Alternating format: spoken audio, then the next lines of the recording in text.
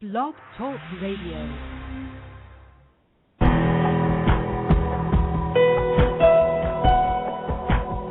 Welcome to our program on Kardec Radio.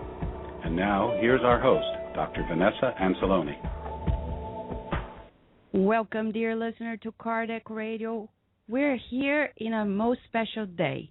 This is not only the 4th of July.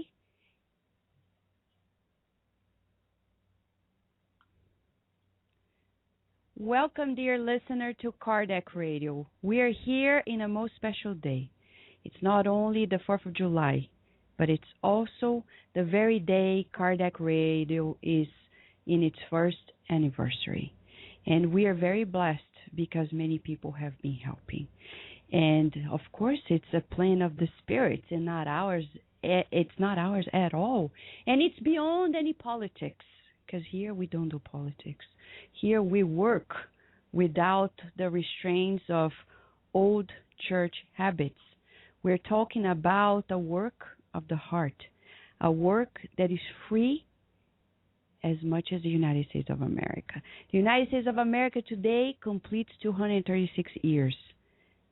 It's very young nation.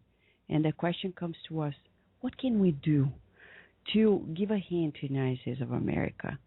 And it's not only about that, it's about the coming of Spiritism to reach out to the population of the planet. It's about the promised consoler, as Kardec told us very well in the Gospel According to Spiritism.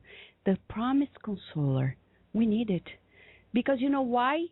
Maybe you out there, you are fine and happy, but majority of people on the earth are suffering.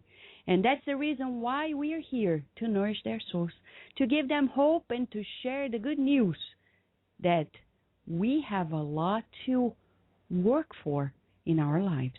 And we are here with in our studio at Kardec Radio. It's located in Chantilly, Virginia, in the very headquarters inside the Spiritist side of Virginia. And we have here Kardec Radio's main team, Carlos Diaz, always in the behind the scenes, helping us with the technical issues. We have also Daniel Santos, who is today especially webcasting it on Channel 3 at tvcei.com, and you can also watch us here live in the very studios of Kardec Radio. It's tiny, but it's for real. And we have also Leo Vieira here with us. It's the SSB, of course, on the behind the scenes. Why wouldn't that be? And our dear Kirsten de Mello. You have heard her a lot. She has a beautiful segment as well on Kardec Radio. It's the Spiritist Moment, and we learned a lot from her. But we have many collaborators. Today, we are also going to pay a tribute to an amazing friend and Spiritist, Selenia Shepherd. She discarnated almost 2 weeks ago, and we were recently at her memorial. And Selenia Shepherd, together with her husband and her family, Steve Shepherd, and her 5 children, they helped a lot the Spiritist movement in the United States, more than people imagine, because they played the songs. Can you believe Selenia Shepherd was in the very meeting, November 2004, when the United States Spiritist Council was voting on a very important issue. Should we do the General Assemblies in English or not? Selenia Shepherd was there. She was there together with her husband, Steve Shepherd, to give support, to tell everybody that if this country speaks English, we shall speak Spiritism also in English.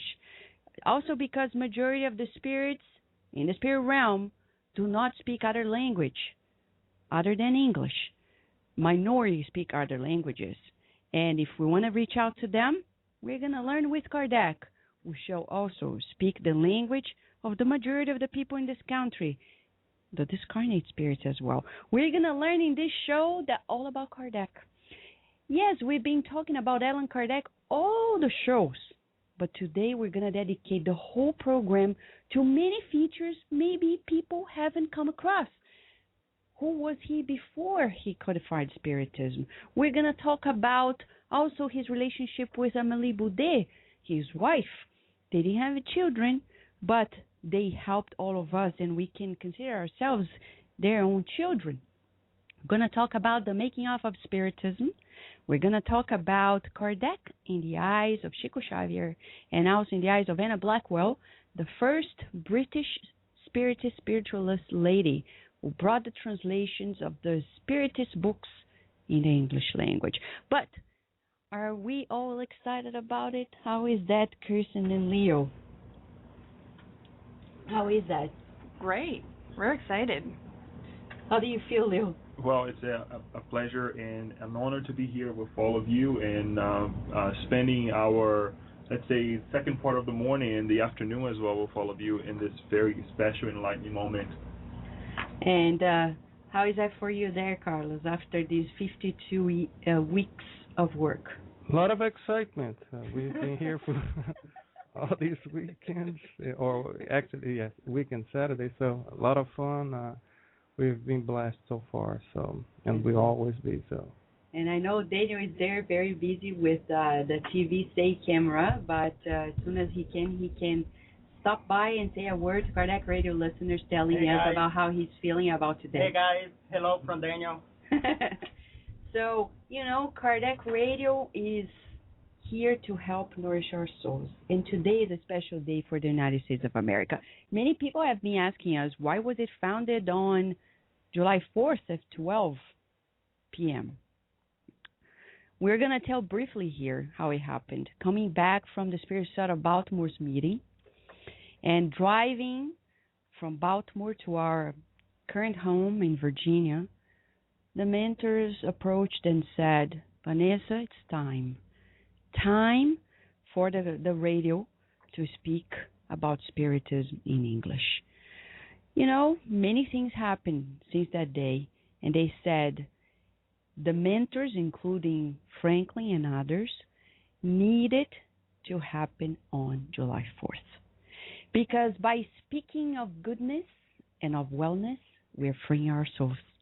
That's the reason why it's on July 4th, the day of freedom. Not only for the United States of America, because, as we know, in the book, On the Way to the Light by Emmanuel, Chico Xavier tells us the very words how the upcoming of the United States of America as a nation means a whole lot for the world. And in that regard, right, as we know, he says quite clearly that Christ then set his abundant hopes on the Americas as the continents. And later he says, on that field of new and regenerative struggles, all spirits of good could work for the advent of peace and fraternity for humanity's future, and there is no fraternity without freedom. And for that reason, having in mind the forthcoming centuries, they define the role of each region of the new continents, placing the brain of the new nation where today's United States is located in North America, and its heart in abundant and welcoming lands of Brazil in South America. The former was to hold the material powers, the later the first fruits of the spiritual powers destined for the planetary civilization of the future. As a neuroscientist myself, we love the brain. And that's the reason why we come also to love the United States of America as the brain of the future civilization. What if we are against our brain? We're in trouble. So we better love the brain. And we better love this brain, the brain that was assigned by Jesus, the United States of America. It's our duty to be fraternal. And to be fraternal, we need to cherish the beauty of this brain because we depend on the brain. We depend on the brain to live and survive and to think and to do all we have to do in our physical life. The same happens for planet Earth. Is that right, guys? Absolutely. It's very, very important to all of us to share and work together in this effort. We recently came across a beautiful passage from the inaugural address by John F. Kennedy, January 20th of 1961, a little over 51 years ago, when many of us only remember a passage or just a phrase of it when he said, "And so, my fellow Americans, ask not what your country can do for you. Ask what you can do for your country. All of us, citizens of a specific community, of a specific country, we have to strive to become better individuals in everyday issues of life or in interaction. But most importantly, he says something very interesting that we always forget, or we don't, let's say, we don't dive in on this opportunity as well, that President Kennedy also continued his speech by saying, "My fellow citizens of the world, ask not what America will do for you, but what together we can do for the freedom of men."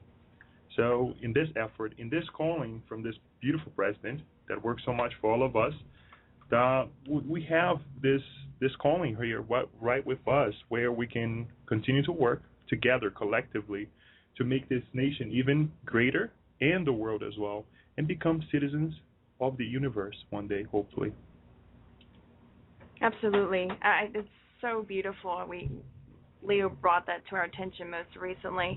And it also in the book you're mentioning, we're talking about the books, and the book What is Spiritism? Kardec is so wise, and he talks about kind of like this, and he's always uniting people all the time. And all throughout, and later in the show today, I know we're going to be listening to his biography and all about his life, and you can see, following the footsteps of Kardec, how he never ceased to take advantage of an opportunity to unite people. And it's really interesting what JFK says, because in the English version of What is Spiritism, page 38, when Kardec, he references how the unity of a Spiritist center must really be composed, and how he tells us to work on ourselves, in our thoughts, words, and deeds.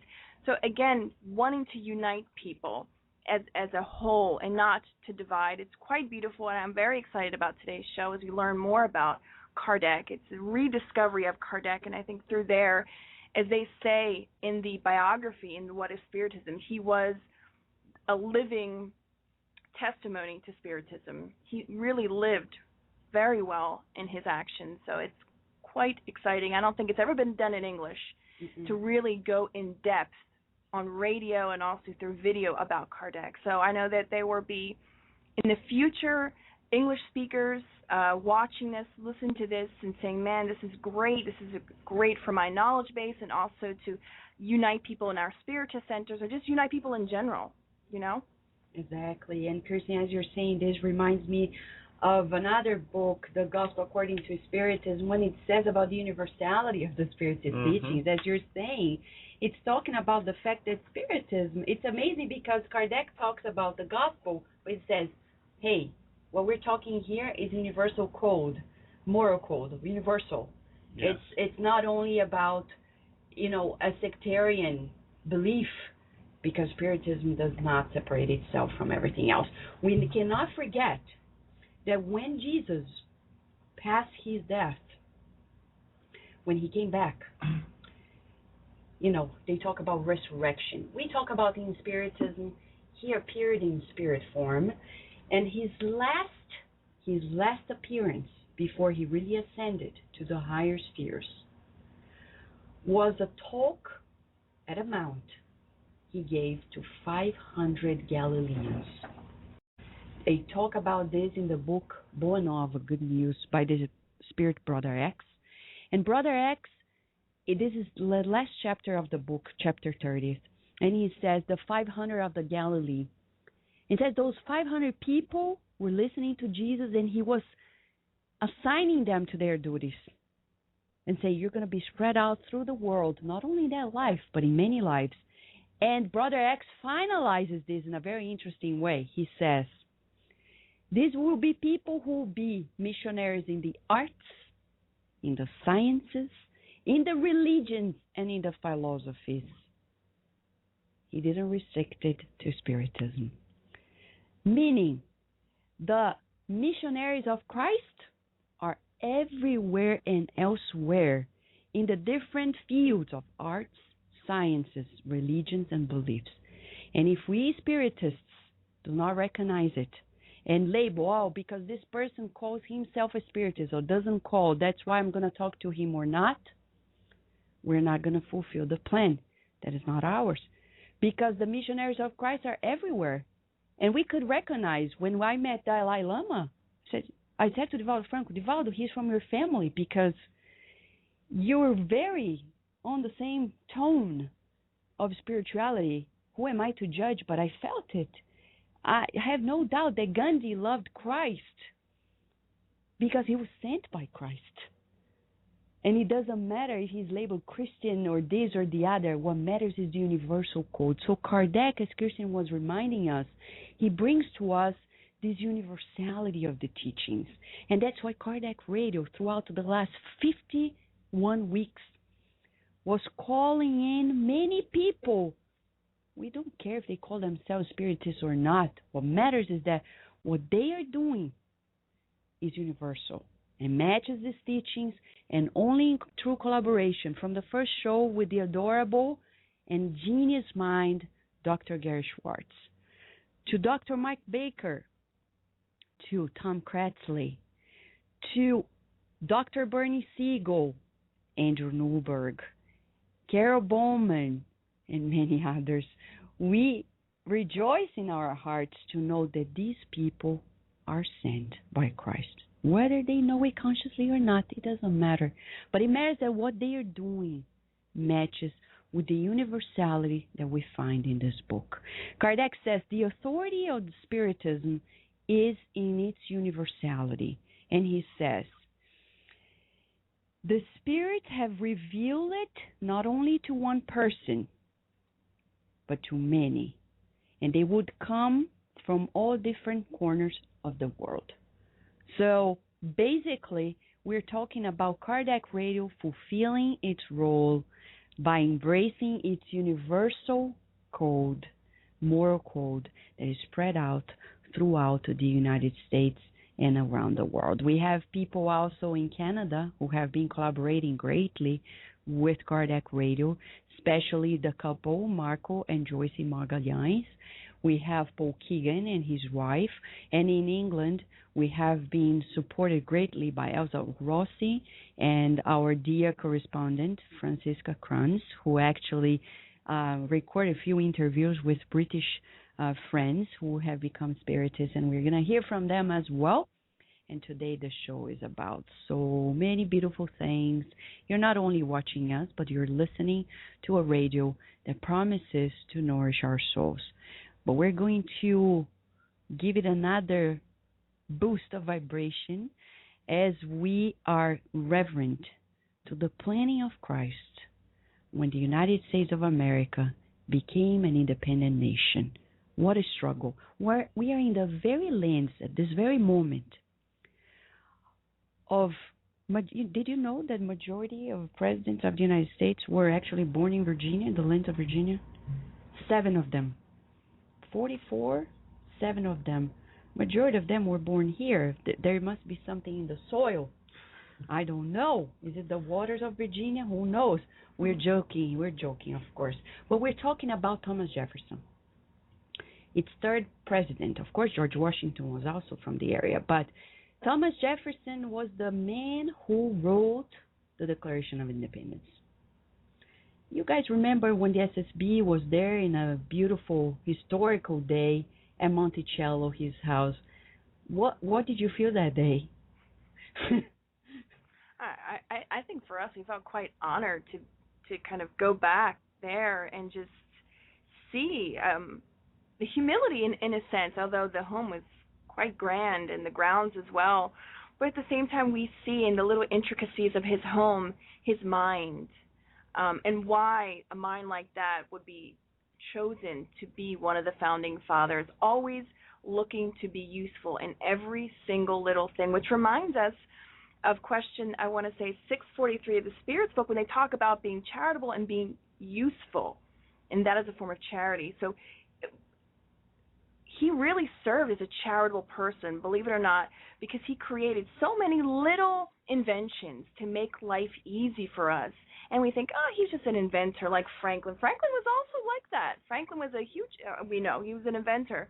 But you see, he always was looking at every little thing to make the world better, easier, so people can, not worry so much about the physical, but concentrate more on the spiritual side of life. So it's quite interesting. Mm-hmm. It is true, and I agree with this idea of being always useful. And the beauty of this is to as Vanessa was saying, that these spirits, these Christ-minded, or they carry in their hearts the idea of service. Service for what? For others. From the time that we hear that these individuals were collecting data as far as the weather, as far as time and everything that happened on their day-to-day lives, despite all the difficulties, they had in their mind, they had in their hearts that they were leaving something behind, something for others to have a better life. And that's one of the striking lessons that we get from these minds, that they're always living for the world, to make a better world. And today, to be here talking about these minds is really elevate our souls and elevate the souls of others as well, because we should go back and analyze more with him, with, as Kirsten said, Franklin, George Washington, all these minds. John Adams, right? We can't forget. And even John Adams, since you mentioned, one of his sons became a president. So what a beautiful thing to leave the legacy, of the family, right? To carry on the work that we were supposed to do. And it's amazing you're saying this, Leo, because when we talk about the Addams family, not the one of the movie, not the cartoon, not that one. We're talking about the real one. It's about the family legacy. John Adams, Abigail Adams, really, they are a portrait of what family life is all about. So the upcoming issue of the Spiritist magazine that is coming out this July is dedicated to empowering our families. The whole issue, and the cover is most special because it portrays Kardec, his wife, and the 5 leading forces of the founding mothers of this country, together with Abigail Adams, that were in spirit form at the 6th U.S. Spiritist Symposium in Atlanta, boosting the program and also bringing the message that family is the center stage for us. And family is beyond just marriage. Mm-hmm. It's about the universal family as well. As Leo was saying to us, when we dedicate our lives to others, helping others as well. So we need to get to know more about America from a different perspective, because usually, I remember before coming to this country 15 years ago, we thought about, United States and the wars. But you know what? If we go back to Spiritism, we get to know that America is much more than what is happening today. It's not about fast food, McDonald's. It's not about many of its problems. It's about the legacy of freedom. A legacy, because a brain needs to be free in order to work properly, free from obstacles and impediments. And one of the most beautiful things in the United States is the respect they have for religions and freedom of belief. Here, we appreciate the churches and everything, but we're free. And that's why Kardec Radio has its space here. And we're honored to be here. And we think about the national anthem, the beautiful legacy of how it came about with the poem of Francis Scott Key. But we cannot forget that America has so much beauty. And that's why we're now going to play all of our listeners one of the most beautiful songs that celebrates the best of America. Its physical beauty, in its nature, in its landscape, and the freedom, the law of freedom that it gives to us, to the whole country here. We're going to listen to it now and enjoy this beautiful moment in a tribute of respect to the United States of America.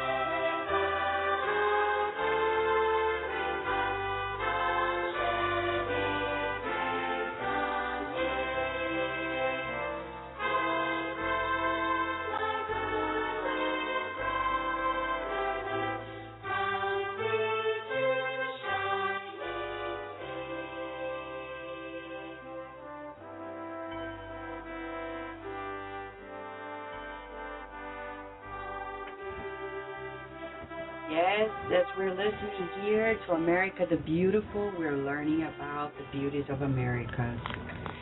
And as we quote from the very book On the Way to the Light by the Spirit Emmanuel, The Mission of Americas, in the very chapter 20th, when Christ, with his team, transplanted its tree of life to the Americas, and brought, as he says, after the discovery of the Americas, a great effort of spiritual selection was implemented amid the struggles in Europe in order to create another sense of evolution in the world.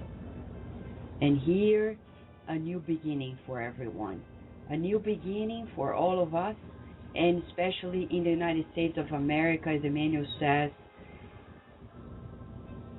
the Christ Spirit brought to the United States of America the brain of the new civilization. We need to know. That's why we need to study. Spiritism doesn't go much further without studying, and we're going to study more how this is true. We're going to dedicate, don't worry, a whole show about the spiritual role of the United States of America here at Kardec Radio. And you're going to enjoy it very much. We're going to bring experts also in the field of history to tell us more about it. We need to know because, for the longest time, humanity on the earth thought that the heart is the center stage of the human being. But we found out that the brain is actually the one. It took us many, many centuries to realize that the brain is the commander of the body. And then Andrea Lewis, in the book Evolution in Two Worlds, we've studied the whole book recently at the Spirit Society of Baltimore. We studied chapter 9 of part 1, talks about evolution in the brain.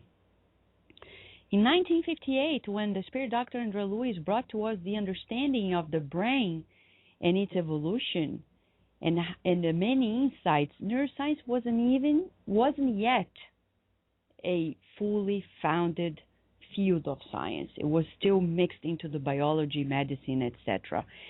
And it actually became a renowned and respected field of science, way back to the beginnings of the 90s, when the United States of America brought the decade of the brain. In 10 years, we got to know much about the brain more than ever before. Remember when we were at the celebration of the completion of the decade of the brain, even Christopher Reeves was there in Washington, D.C.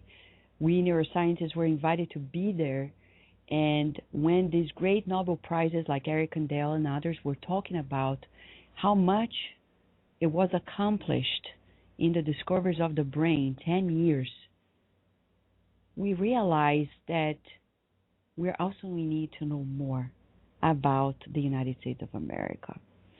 And not only that, but about how Spiritism can come through here and spread itself out in the world.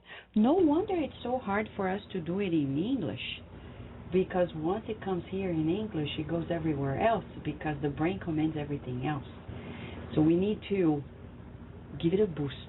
To give it a boost, we're going to set the tone of the rest of the show with Emmanuel. Emmanuel was once a great Roman senator, as we see in the book 2,000 years ago by Chico Xavier, and became the mentor of one of the most extraordinary humanitarians, mediums, spiritists in the world, Chico Xavier. We're going to hear from here the tone that we set for the program today, 3 hours of show. You can call in at 858-769-4705. We're going to listen to the prayer of service, which you will find in the CD and book by the Spirit Society of Baltimore, Enlightening Messages. Prayer of Service by Emmanuel.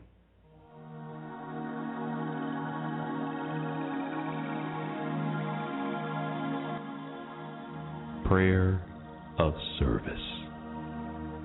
Lord, teach us to walk the enlightening path of service.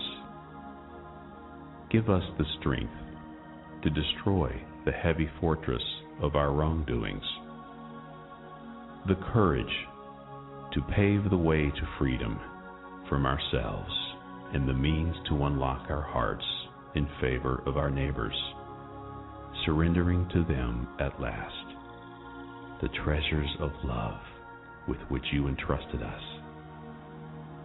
Wherever we walk, may pain become less hurtful, ignorance less aggressive, hatred less cruel, darkness less dense, lethargy less shadowing, intolerance less destructive. If we do not yet possess the positive qualities to enrich our terrestrial journey, help us to mitigate the injustices that surround us. May we, in your name, distribute fraternity and renewal, and use with happiness the sublime and invisible gifts of silence, comprehension, and renunciation.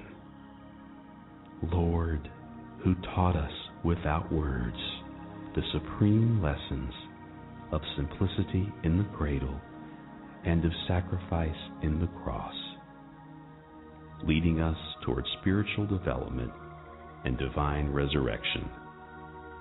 Guide our uncertain walk and help our sanctified propositions so that your will, merciful and just, be unto us, with us, and for us, today and forever, wherever we may be. So be it. It's tricky. I know. So we're here talking about sometimes it's tricky because we have the camera of TVC and we're doing the radio. So, but you know, it's a part of the show. And we're here also talking about the friend who is the director of our sister radio, Bezerra Online web radio at spiritist.com. They are located in Miami, Florida. And dear Luis Salazar, its director, who is also a director of the Bezerra Spiritist Center in Miami, he sent a message to be read to Kardec radio team on this very celebratory day. And Lee is going to read it for us. Dear Vanessa and Kardec radio team, congratulations on this first anniversary. 52 weeks nourishing our soul. That's right. Kardec radio speaks from the heart to our heart, feeding our soul with invaluable knowledge, connecting like-minded people from all around the world in the English language.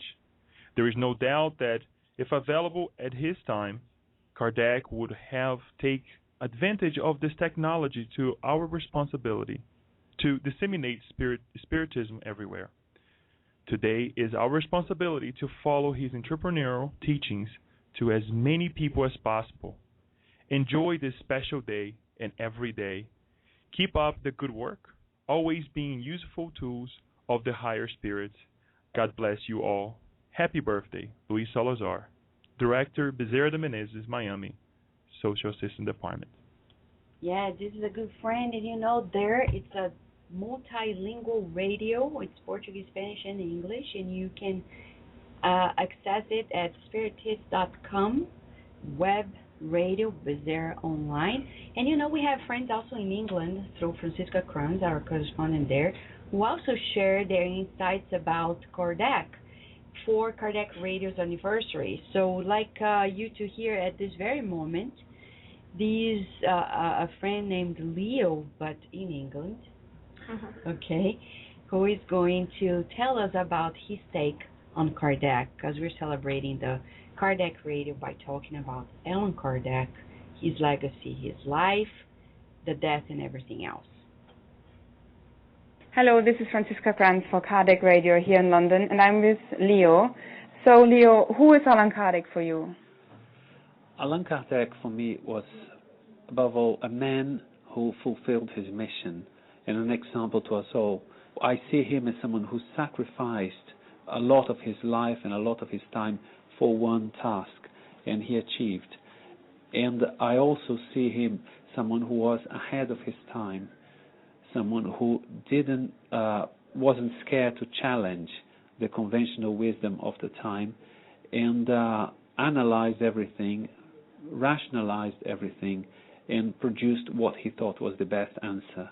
So apart from his example and his teachings, or what he codified as Spiritism, I think we should look at the man, the amazing man who was capable of sacrificing everything and of fulfilling his task and what he set out to do.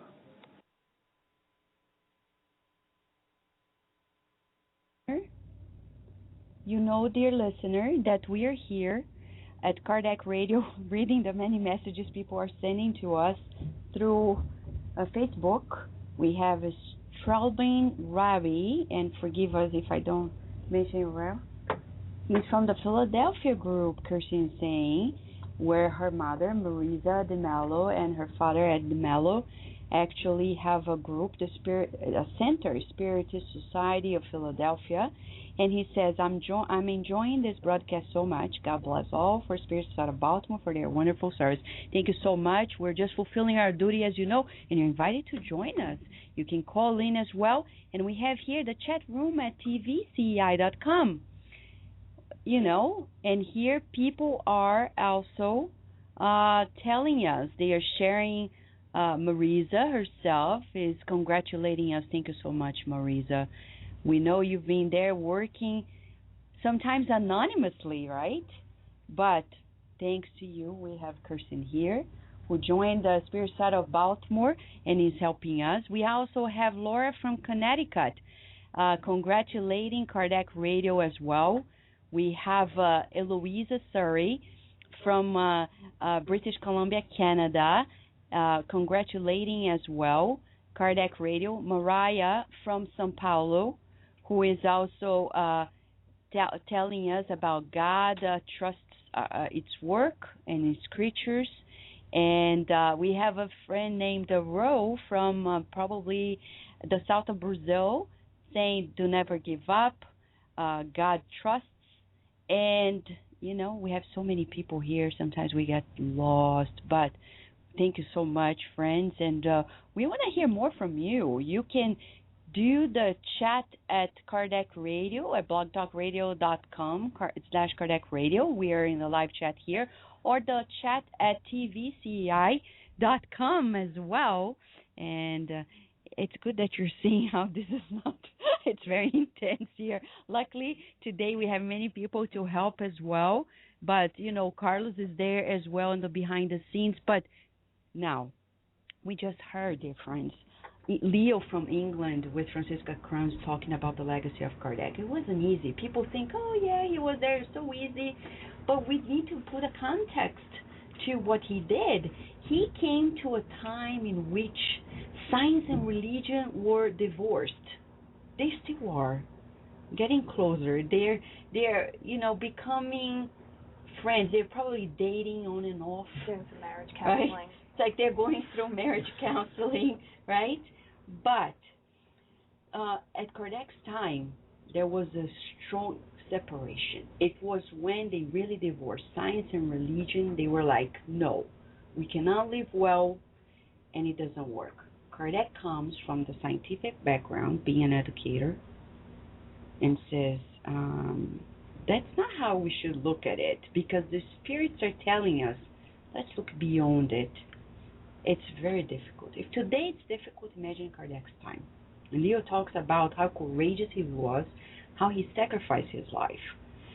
Do you feel the same, like he's really an inspiration for us?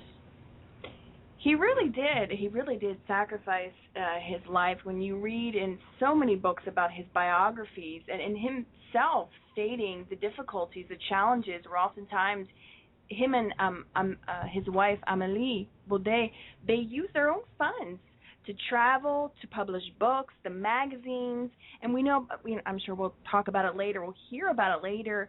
I mean, the financial devastation that occurred early on in his marriage, the loss of his entire estate because of a family relative, friend who just squandered away the money. So you see the stress that was from the beginning But he's so clear, Kardec is so clear that he says, again in the book What is Spiritism, that we have to be composed, we have to keep it together.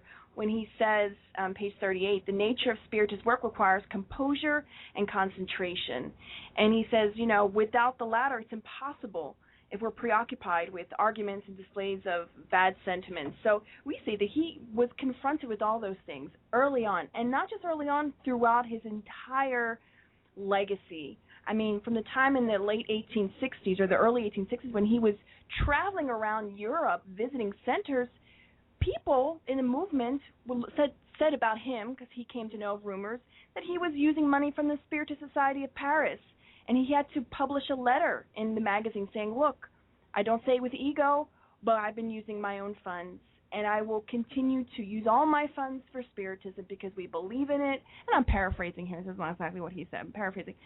But you see the passion he had. Just, to use a common term, he was a die-hard Spiritist, through and through. That's true. The other part that I would like to add to this, if anything, we can add, as you said, despite all the difficulties, all the troubles that in the physical life, for example, at that time, right, that we don't have the difficulties that he had at that time. We can dislocate or go from one place to the other in really a matter of minutes or a couple of hours, but it was really hard at that time. But one of the things that I would like to add to this is the reasoning that he really awakened inside of all of us with Spiritism to reason everything. Not just go in there, okay, go to this meeting and this happening, this is that happening, go in there, but study, analyze it, question, and with that we bring reasoning to our lives. We bring the true steps that we should take in anything in our lives, as you said in earlier, to make sure that we truly understand and make sure that we truly live it. We should have this reasoning. We should have this question inside of us. So it's a beautiful thing that we learn from Spiritism to connect the reason and with our hearts to what we learn from other religions, through other, as Vanessa said, Christ-like minded that came to earth behind or disseminating other religions, but they all said the message of love. Yeah, it's true. And it's interesting because Kardec, in the same book, What is Spiritism, and they quote him here. The introduction of the biography is actually by a man named, I can't say it in French. Yeah, Henry Sauce. But he quotes Kardec on how Kardec, because we see the reverence Kardec had for Spiritism. I mean, we know Kardec had an extensive educational background. He was educated by the renowned Pestalozzi.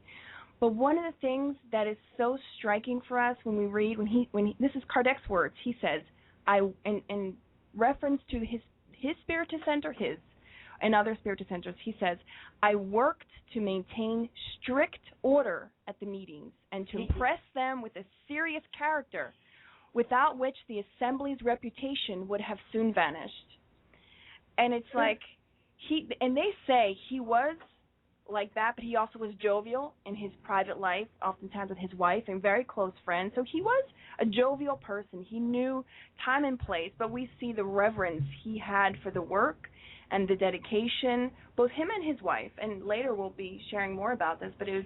it's interesting you're saying this because we are also not, bragging about ourselves, but we all here, and as every other Spiritist center, we place all the funds we have possible, the Spirit Side of Baltimore, the Spirit Side of Virginia, and we also have Kardec Radio. I mean, who funds this? Sometimes people are like, who funds this? We do personally. Why? Because it has to be the way it is.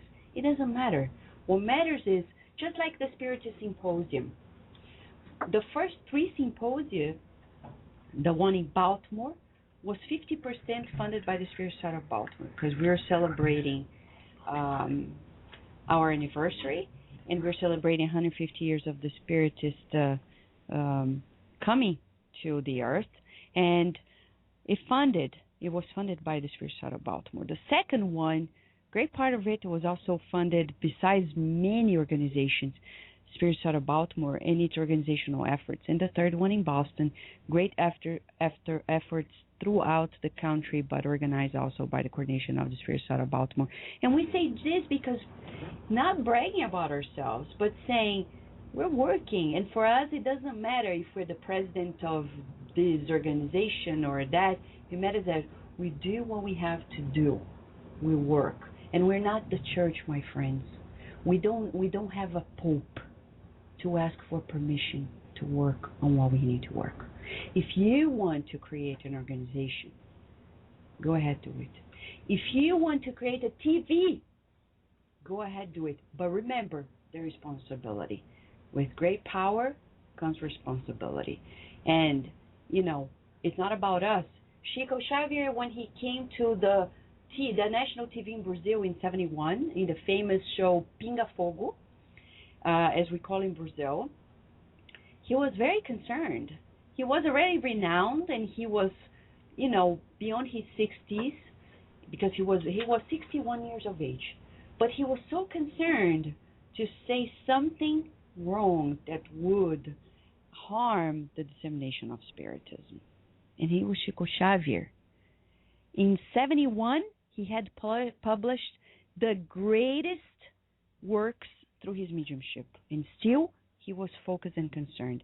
When I see people around the world thinking that because they hold X, Y, Z positions, they are the ones in charge, as if they were bishops and popes, and they need people to ask for their permission to do works in Spiritism, I think we need to read it again, the Gospel according to Spiritism.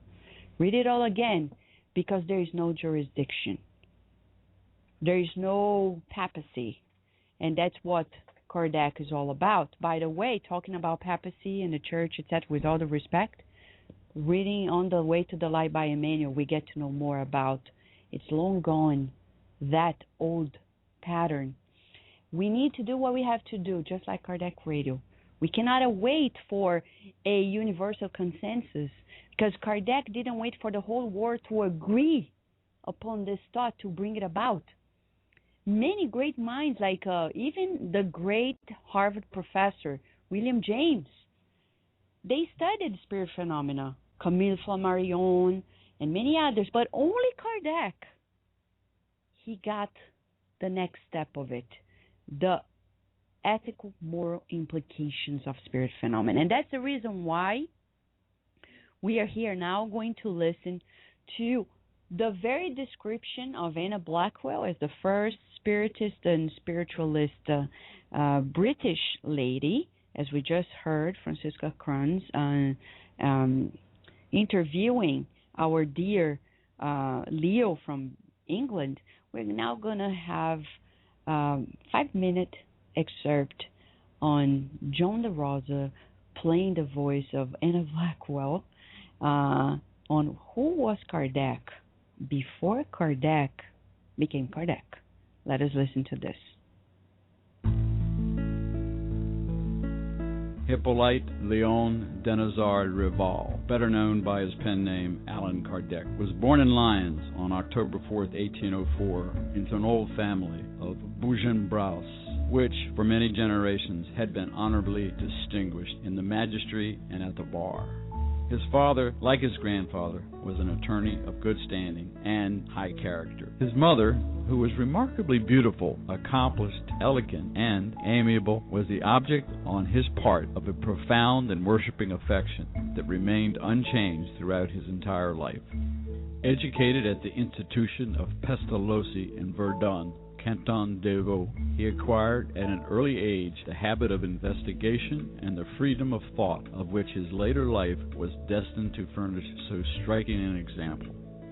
Endowed by nature with a passion for teaching, he devoted himself from the age of 14 to aiding the studies of those of his schoolfellows who were less advanced than himself.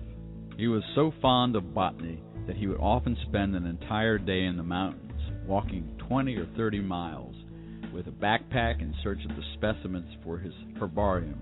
Born in a Catholic country, but educated in a Protestant one, as a mere boy he began to meditate on the means of bringing about a unity of belief among the various Christian sects. a project of religious reform at which he labored in the silence of many years, but necessarily without success, since the elements of the desired solution were not in his possession at the time. Having finished his studies at Verdun, he returned to Lyons at age 24 with the intention of devoting himself to law. However, various acts of religious intolerance to which he unexpectedly found himself subjected led him to renounce the idea of preparing for the bar and to take up residence in Paris, where he occupied himself for some time in translating Telemachus and other standard French books for youth into German. Having finally determined what his career would be, in 1828 he purchased a large and flourishing educational establishment for boys and devoted himself to the work of teaching, for which, by his tastes and acquirements, he was peculiarly suited. In 1830, and at his own expense, he rented a large hall on Rue du Cerf, where he offered courses consisting of free lectures on chemistry, physics, comparative anatomy, and astronomy. He continued these lectures over a period of 10 years. They were highly successful and were attended by an audience of over 500 persons of every social class, many of whom have since attained eminence in the scientific world. Always desirous to make education attractive as well as profitable, he invented an ingenious method of computation and constructed a mnemotechnique table of French history for enabling students to remember the remarkable events and discoveries of each reign.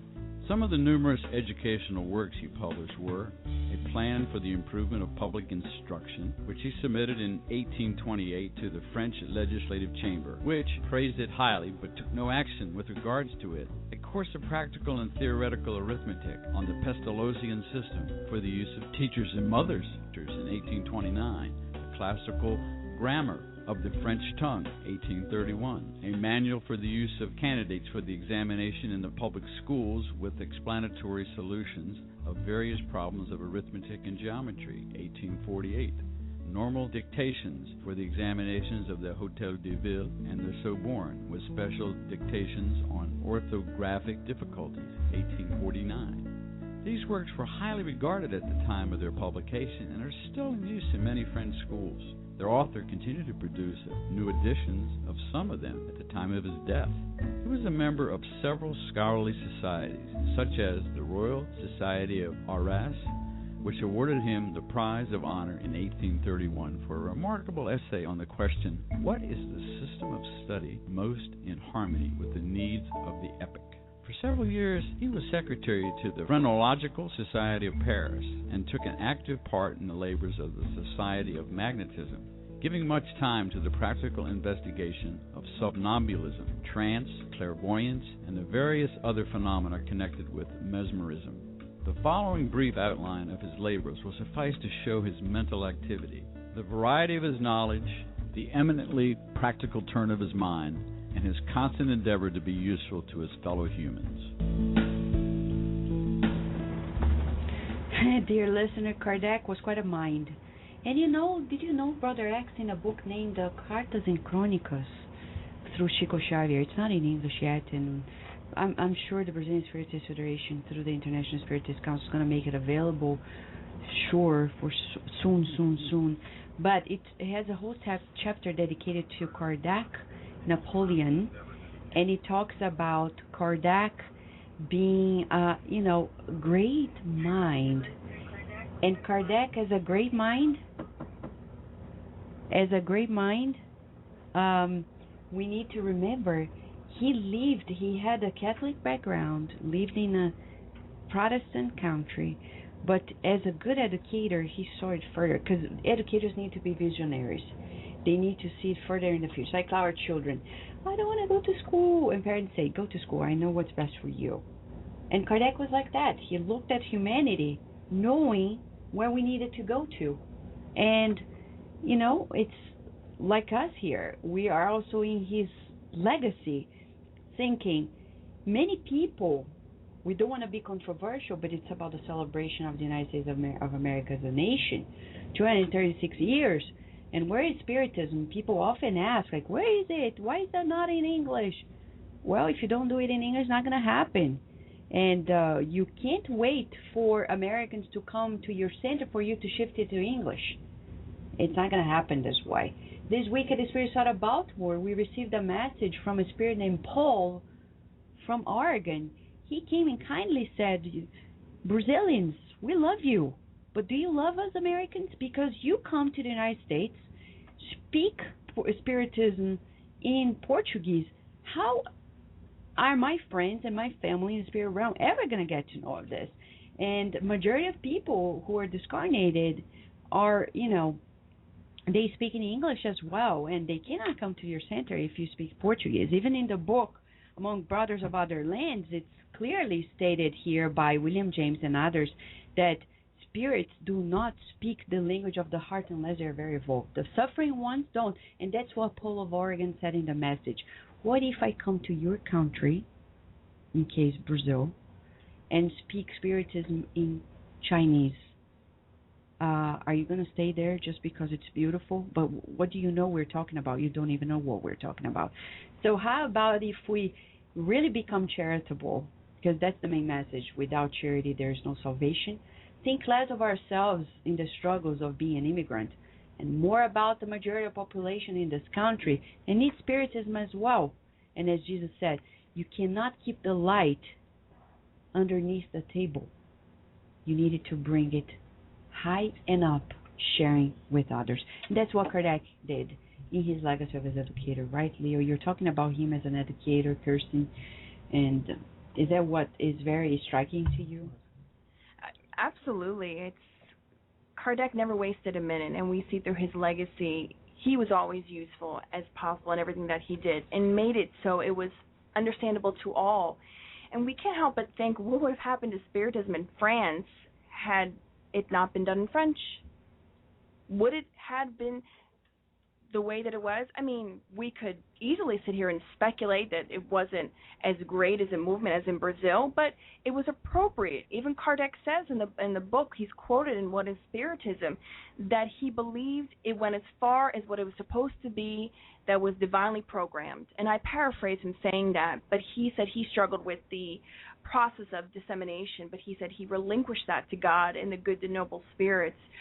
But Kardec would have allowed it to be done in any other language other than the mother language, with all due respect to all other languages, but it wouldn't have made sense at the time to do it in a different language. So it's really something for us to think about. But he really truly was a great mind, and we really should emulate the things that he did, right?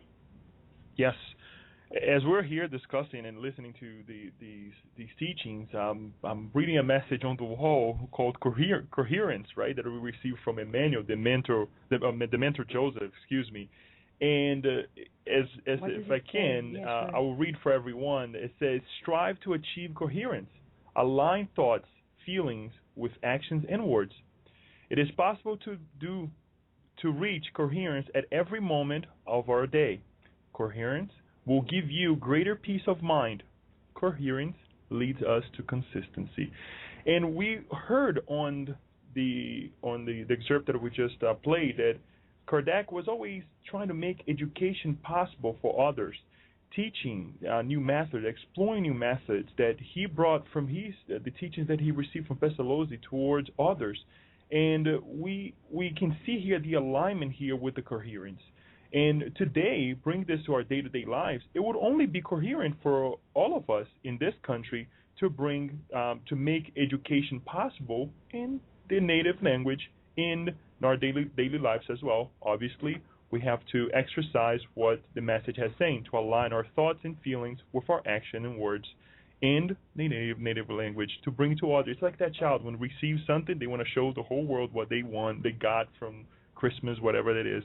And I think the feeling that we have to harbor in our heart is the same, that when we receive this enlightenment is to praise or to bring it to others the same way. Can you imagine ourselves going to Brazil? I was taking a shower this morning. I was like thinking about what Paul Oregon said on Monday, and I was like, what if we go organize a Spiritist meeting in Brazil all in Chinese? It's like, I don't understand Chinese, and it's going to be pretty hard. But it's about Spiritism. And it's not going to work. Because who is going to attend the meeting? A few Chinese who live in, though they are probably majority of people in this planet, together with the ones who live in India, billions of people. But if we're speaking Chinese in Brazil, it's not going to come across. And then what if they gather together speaking Chinese and talking about Spiritism in Chinese, saying, but it's so beautiful, saying in Portuguese, é tão bonito. And then they keep talking in Chinese. I'm not going to stay there because I don't understand. And St. Paul, or Paul of Tarsus, he said in the New Testament, in one of his letters, we need to be intelligible to cherish this communication with God. Our prayers need to be intelligible. So, meaning you need to be understood. Otherwise, it's not going to work. So today we celebrate the 4th of July, freedom, but we also need to be free of our fears of speaking in English, speaking Spiritism in English.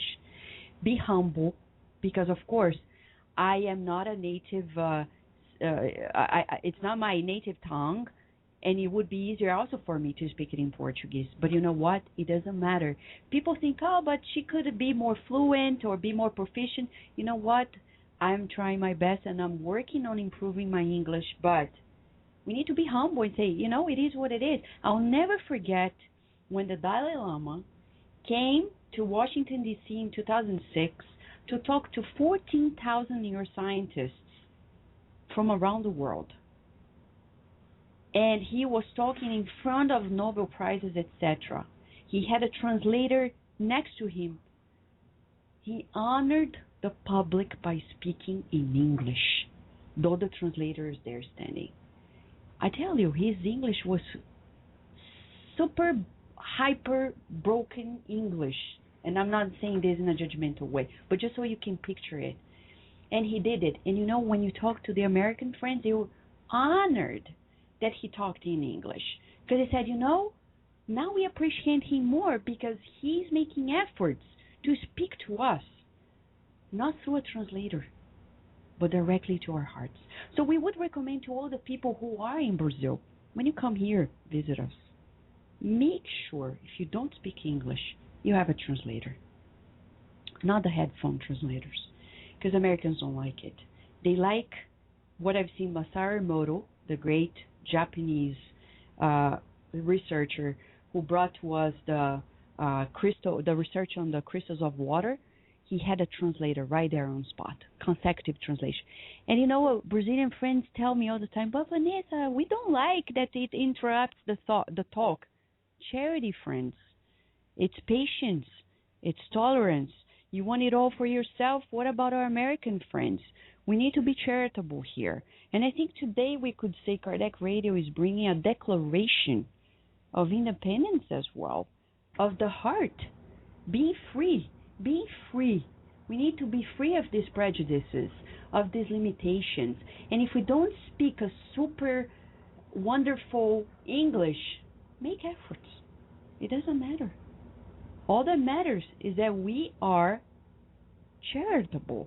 Kirsten, you were born in this country, though your parents are Brazilians. We know you love Spiritism and going to Spiritist events, but how do you feel, or how do you know other Americans feel when they go to events that people only speak other languages, like, for example, Portuguese or Spanish?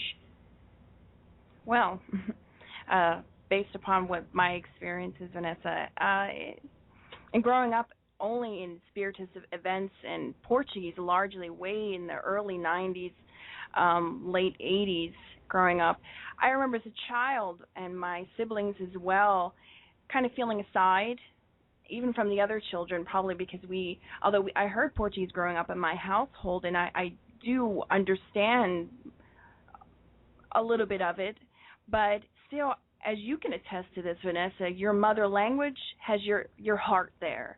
So in as much as perhaps someone who speaks Portuguese as their mother language feels more in touch with things in Portuguese, likewise, so do I when I hear English, when I hear a prayer in English. It touches us more. In the same way a Chinese person comes.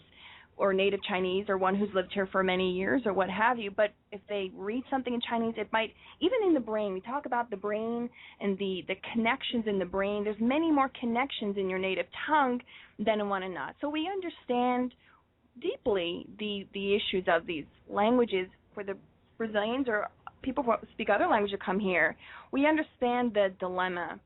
But based upon what Kardec has taught us, based upon his life and the efforts relentlessly that he made to spread Spiritism, it is merely our obligation to adhere. And also, Chico Xavier brings to us in the book Among Brothers of Other Lands to speak the native tongue. Of course, Vanessa and dear listeners, it's not an attempt to, shoot arrows at anybody, because we want to create unity and brotherhood and sisterhood amongst all people, just as Kardec did in his time when he traveled around, and as well for our children.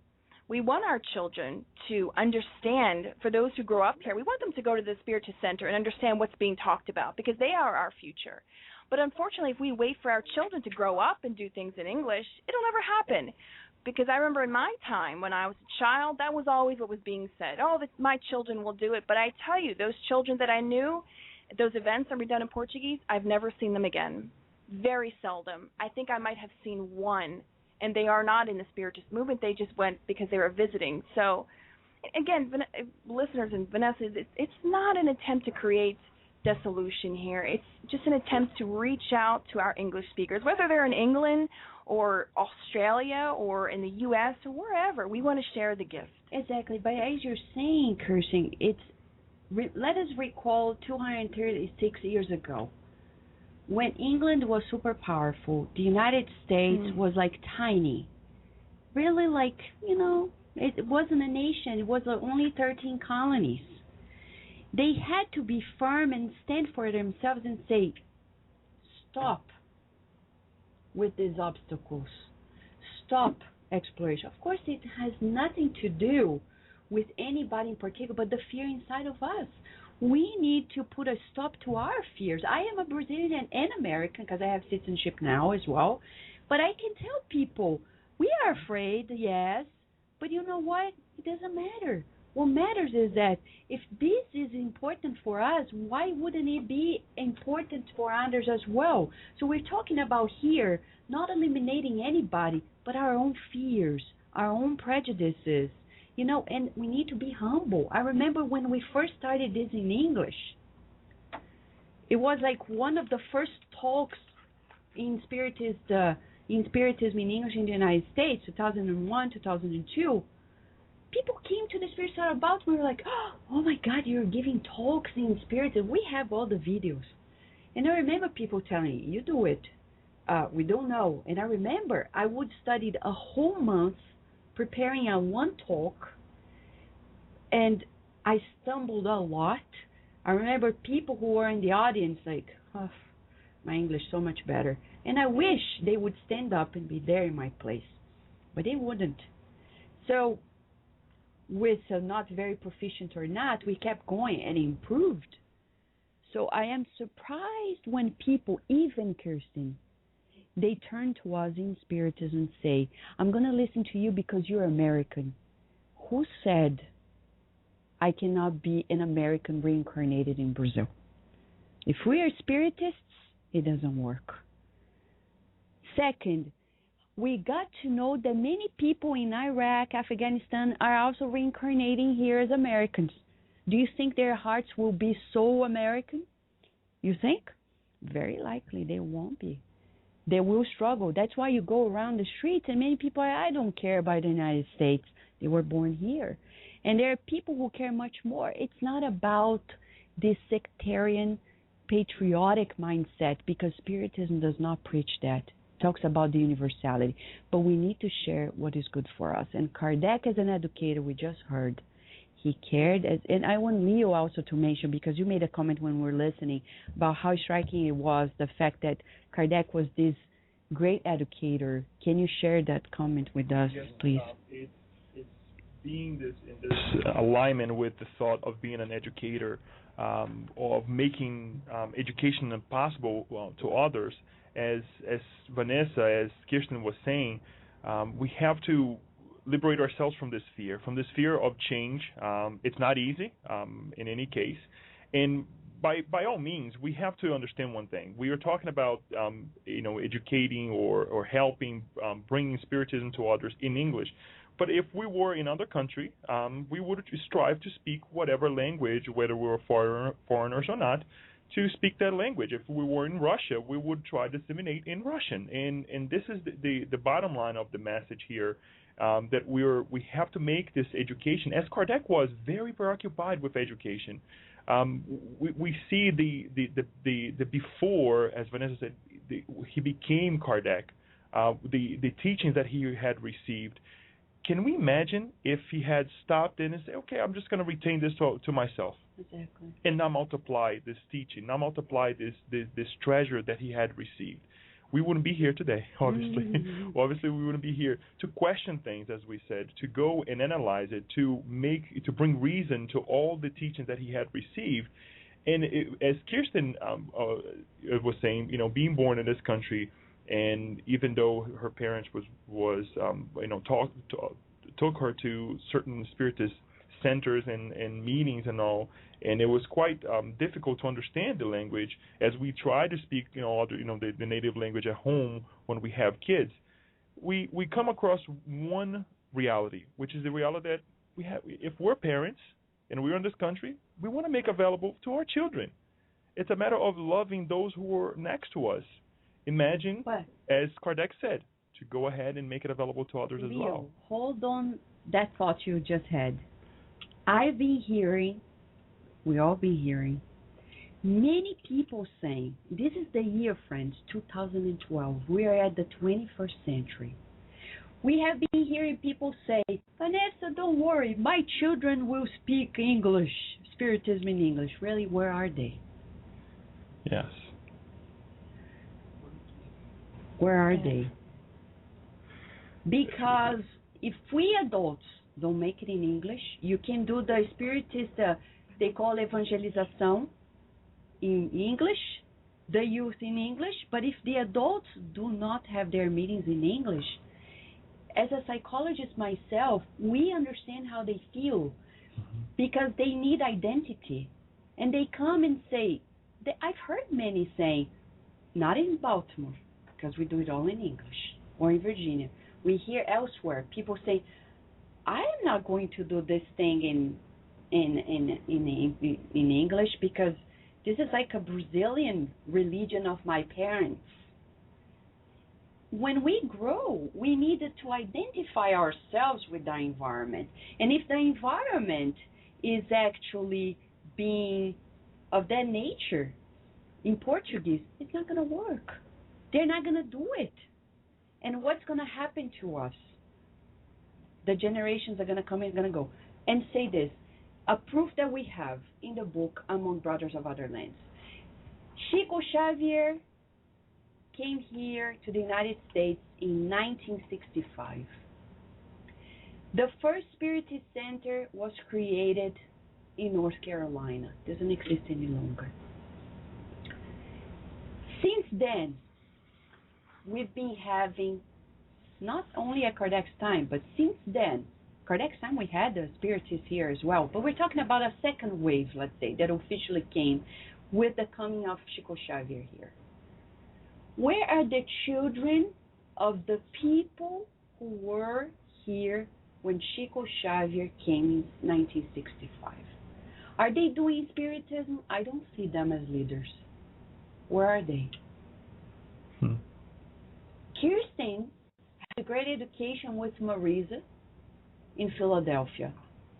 But of course, when she came to the Spiritist side of Baltimore, she had all the opportunities to do it all in English because we have all the meetings in English. Right, Kirsten? Yeah, and probably since I was about, and probably my mother or my parents could probably can say more to this, but I believe I was about 8 or 9 when we switched, or younger, from Portuguese to all English. And I remember the discussions that happened around the family table because we had a mass exodus of Brazilians that abandoned the center because we switched to all English. And there's been struggles over the years Brazilians coming in, wanting to change it, and always the same. No, we do everything in English. No, I'm sorry, this is what we do. And over again, the spirits always say that communicating mediumistic meeting, you must always push for the English, always. You cannot fall back. And because we were discussing this before, sometimes centers have it begin to do things in English and then sort of begin to fall back into habits because it's all Brazilians. And even sometimes it's funny that the meeting would be all Brazilians and maybe one or two Americans, but yeah, we continued. And I tell you, there were many Americans that have come and gone and are still there, and they're thankful that we do. And I am thankful because I tell you, had they not done things in English, I wouldn't have understand the profound message of Spiritism. Exactly. And if you go back to our children, they're not going to do it just because they speak in English or because they were educated in Spiritism. It's about cultural adaptation. It's not only the language. It's even the way we dress up in a center. I go to centers in the United States, people dress up just like in Brazil. It's scary. That sexiness really does not belong to the American culture, to Hollywood, but not to the temples, the churches. People forget that there is a need to culturally adapt. And Leo, you want to say something before we listen about Kardec and the making of in Anna Blackwell's work? That's exactly what we were trying to come across, is this idea of to be culturally sensitive at home with our kids, because we bring a baggage from another country. We can impose, sometimes indirectly, to our children. What we need to work on it is the education, as Kardec tried to help others in many, many ways. To educate them, to bring them enlightenment, to help them understand why we're here, why we're a family, why we're now incarnated together. So these are beautiful teachings that we can not only explore at home, but actually at the Spirit Center in the English language, bring them love, showing them kindness, and as we do so, we'll also work in perhaps problems that we have created in the past. No wonder we incarnated together, and it's a treasure that we have to pass it along to our children. And if we don't do it, if we don't open our eyes now, later on we'll reap the consequences. As you said, children come to us and say, "Oh, this is something that you like to do," and I mean, I'm not into it, because they never gave we never gave them the opportunity to learn and to be culturally sensitive. When perhaps we'll bring the good out of other nations together, right? As JFK said, let's work together. Let's bring the goodness of each of us to this country and to the world as well, and be sensitive. And for example, right now we are so thankful to the International Spiritist Council for many reasons. Cesar Perry he has this mindset of the Among Brothers of Other Lands book. He has always been very sensitive to this adaptation. He's one of the main promoters of the need of doing the things, the Spiritism, in the language of the country. He addresses the public in English many times. And he does addresses the public in English whenever possible. He's so cute, because I remember American Friends at the Spiritist Symposium, when we first invited him in 2008, he wrote it down and he read it. And then 2009 and 2010, 2011, and he's there with this presence. And on the behind the scenes right now, we're being able to share much more of this message right now with friends around the world through tvci.com. And Nerso Mazzotti has been also very supportive of it. Remember when they called us to go to Belgium to talk about how we do these things in the adaptation of the culture of the country, they were fully supportive of it. And, for example, the Spiritist magazine. The Spiritist magazine is another venue of this dissemination in English. And the council is actually providing the main resources of it. Much like Paul, right? Leo is saying, following the footsteps of Paul. So, the making of Spiritism was not without difficulties. We have here at the chat room of Kardec Radio, Bernadette Liao sending congratulations to Kardec Radio, acknowledging that this topic is quite great. And we also hear Marisa from Philadelphia, that Chico was there in the center in North Carolina, and she's talking about the support to making Spiritism in English in the United States.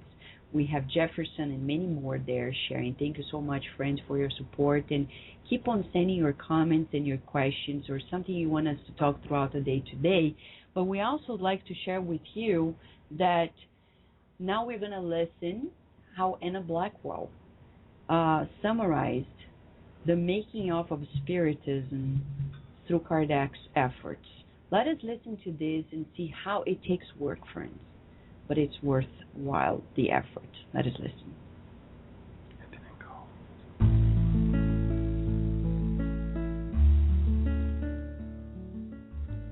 Around 1850, when the phenomena of table turning was grabbing the attention of Europe and ushering in the other phenomena since known as Spiritism, he quickly divined the real nature of those phenomena as being evidence for the existence of an order of relationships that had until then been suspected rather than known. That is, those that unite the visible and invisible worlds. Foreseeing the vast importance to both science and religion of such an extension of the field of human observation, he immediately began a careful investigation of the new phenomena. A friend of his had 2 daughters who had become what they are now called mediums. They were carefree, lively, amiable girls who were fond of socializing, dancing, and amusement. When sitting by themselves or with their young companions, they habitually received communications in harmony with their worldly and somewhat frivolous dispositions. However, to the surprise of all concerned, it was discovered that whenever Kardec was present, the messages transmitted through these young ladies acquired a very grave and serious character. When he asked the invisible intelligence what caused this change, he was told that spirits of a much higher order than those who habitually communicate to the 2 young mediums had come expressly for you and will continue to do so in order to enable you to fulfill an important religious mission. Much astonished at such an unexpected announcement, he immediately proceeded to test his truthfulness by drawing up a series of progressive questions in relation to the various problems of human life and the universe in which we find ourselves, and submitted them to his unforeseen interlocutors. He received their answers to these questions through the instrumentality of the 2 young mediums, who immediately consented to devote a couple of evenings every week to this purpose, and who thus obtained, through table rapping and planchette writing, the replies that have become the basis of the Spiritist theory, and which they were as little capable of appreciating as of inventing. When these conversations had been going on for nearly 2 years, he remarked to his wife one day, in reference to the unfolding of these views, which she had followed with intelligent sympathy, "It is a most curious thing. My conversations with the invisible intelligence have completely revolutionized my ideas and convictions. The instructions thus transmitted constitute an entirely new theory of human life, duty, and destiny, which appears to me to be perfectly rational and coherent, admirably lucid and consoling, and intensely interesting. I have a great mind to publish these conversations in a book, for it seems to me that what interests me so deeply might very likely prove interesting to others as well." His wife warmly approved the idea, and so he then submitted it to his unseen interlocutors, who replied in the usual way that it was they who had suggested it to his mind, that their communications had been made to him, not for himself alone, but for the express purpose of being given to the world as he proposed to do, and that the time had now come for putting this plan into action. To the book in which you will embody our instructions, continue the communicating intelligence, you will give as being our work rather than yours the title, The Spirit's Book. You shall not publish it under your own name, but under the pseudonym Allan Kardec. Keep your own name, Revolve, for your own books already published, but take and keep the name we have now given you for the book you are about to publish under our orders, and in general for all the work that you will have to do to fulfill the mission, which, as we have already told you, has been confined to you by Providence, and which will gradually open before you as you proceed into it upon our guidance. The book, thus produced and published, sold very quickly, winning converts not only in France, but all over the continent, and making the name Allan Kardec a household word to the readers who knew him only in connection with it. From that time onwards, he was called only by that name, except by old personal friends, with whom both he and his wife always retained their family name. Soon after its publication, he founded the Parisian Society of Psychological Studies, of which he was the president until his death, and which met every Friday evening at his house for the purpose of obtaining from spirits, through writing mediums, instructions in the elucidation of truth and duty. Until his death, he also founded and edited a monthly magazine entitled La Rue Spirit, which was devoted to advocating the views set forth in the Spirits book. Similar associations were quickly formed all over the world. Many published periodicals of varying degrees of importance in support of the new doctrine, and all of them transmitted to the Parisian Society the most remarkable of the spirit communications they received.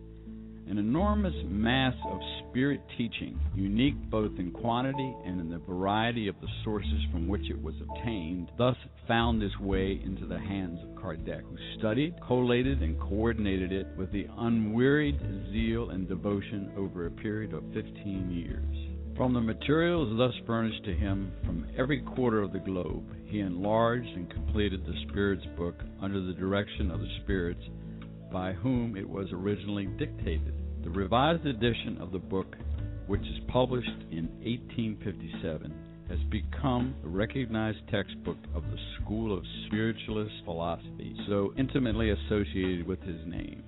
From the same materials, he subsequently compiled 4 other works: the Medium's Book, a practical treatise on mediumship and evocation, 1861, The Gospel According to Spiritism, an exposition of morality from the Spiritist point of view, 1864.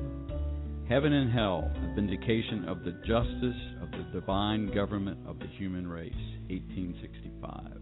And Genesis, showing the concordance of the Spiritist theory with the discoveries of modern science and with the general tenor of the Mosaic record as explained by the Spirits, 1868.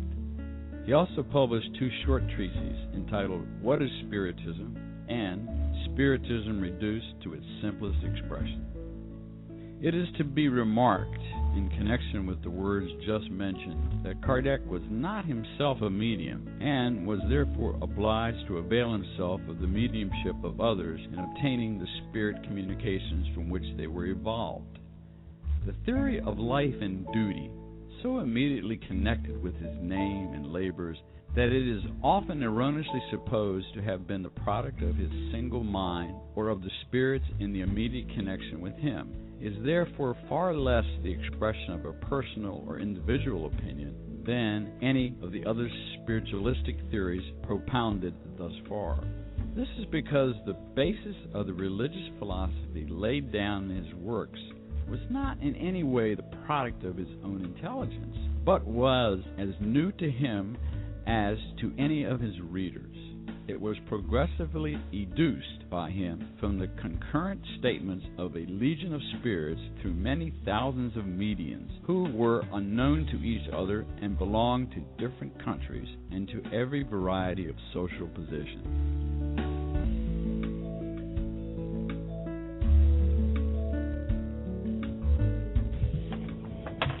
Dear listener, we are here at Kardec Radio, and we just heard about the making of Spiritism through Anna Blackwell's description. You can find the whole description. We're going to talk about in excerpts here at Kardec Radio, but on the Spirits book, the preface by Anna Blackwell. Beautiful, beautiful, beautiful. And he talks about how he really was open-minded. Kardec was quite unique, and he saw spirit phenomena from a new perspective. He's really at the vanguard of humanity, and we can tell, right, that he could see beyond what the eyes could really see. He was not a medium. We're going to get to know here later. And a Blackwell later is going to tell us a description. But right now, before we go into more discussion of this segment, we have here with us Naur Fonseca and Gavi Ferreira. They are calling us directly from Massachusetts, and they're going to share with us their take on it. Hello, Naur and Gavi. You're welcome to Kardec Radio. Hello, Vanessa. Hello, all the people from Kardec Radio. It's a pleasure to be here. Thank you to inviting us. We are so grateful that you and Gabi have been able to put together the beautiful segment God at Home. So can you tell us more about why this segment came to life, in the sense of why God at Home, and why telling people how to do these meetings at home? So I think God at Home is an attempt to bring what we feel when we go to our spiritual centers here, bring a piece of it inside of our homes. So that peace that we feel when we get into a spiritual center, and that we hear from so many people who visit us for the first time, and they come, wow, I feel so good here. I don't know what it is, but it feels so nice in here.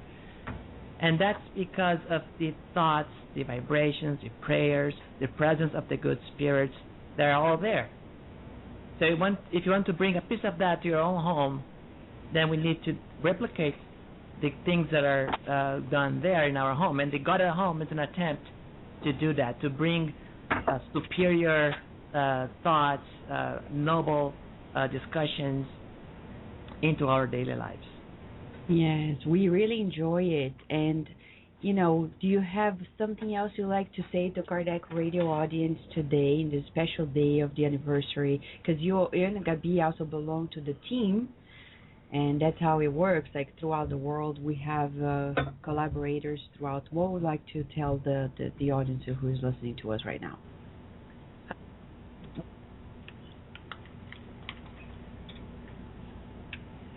Hello? Hello? I think we're losing you, Naur. Hello? Naur? Yes? Can you hear us? Okay, hold on. We're waiting for some technical difficulties to go by as we here talk a little bit about the excerpt. We heard about the making of Spiritism. It wasn't easy. How many renowned minds got to know of spirit phenomena? But Kardec was different. He saw further down the line. He saw that, you know, if life goes on, wow, it changes our perspective. Because in a second, we can be called back to the spiritual home, like the movie No Solar in the book. And all that we thought that was here, boom, changes. So Spiritism is quite fascinating, because the main thing is to study the origin, the nature, and the destiny of us spirits, and the more implications of life in general. So we know Naur is there, and also Bernadette Liao, and we ask them to hold just for a bit as we go through this discussion and technical difficulties go away, and we'll be having them here on air. So Christian and Leo also wanted to share their take on the making of Spiritism. Yeah, it's quite interesting, because you see when Kardec and Amélie Baudet and the Spirit Society of Paris, the way that they disseminated Spiritism with great devotion and selflessness, that and Kardec talks about in the book What is Spiritism when they quote him, but his desire about wanting to leave a seed, because he was very aware of the fact, him and Amélie Baudet, that they were going to pass one day, so that he was very concerned with leaving this seed. So when he passed away back to the other side, that there was still something there to maintain Spiritism, whether in France or everywhere and elsewhere. And we see that it took fire in other lands and continues to grow.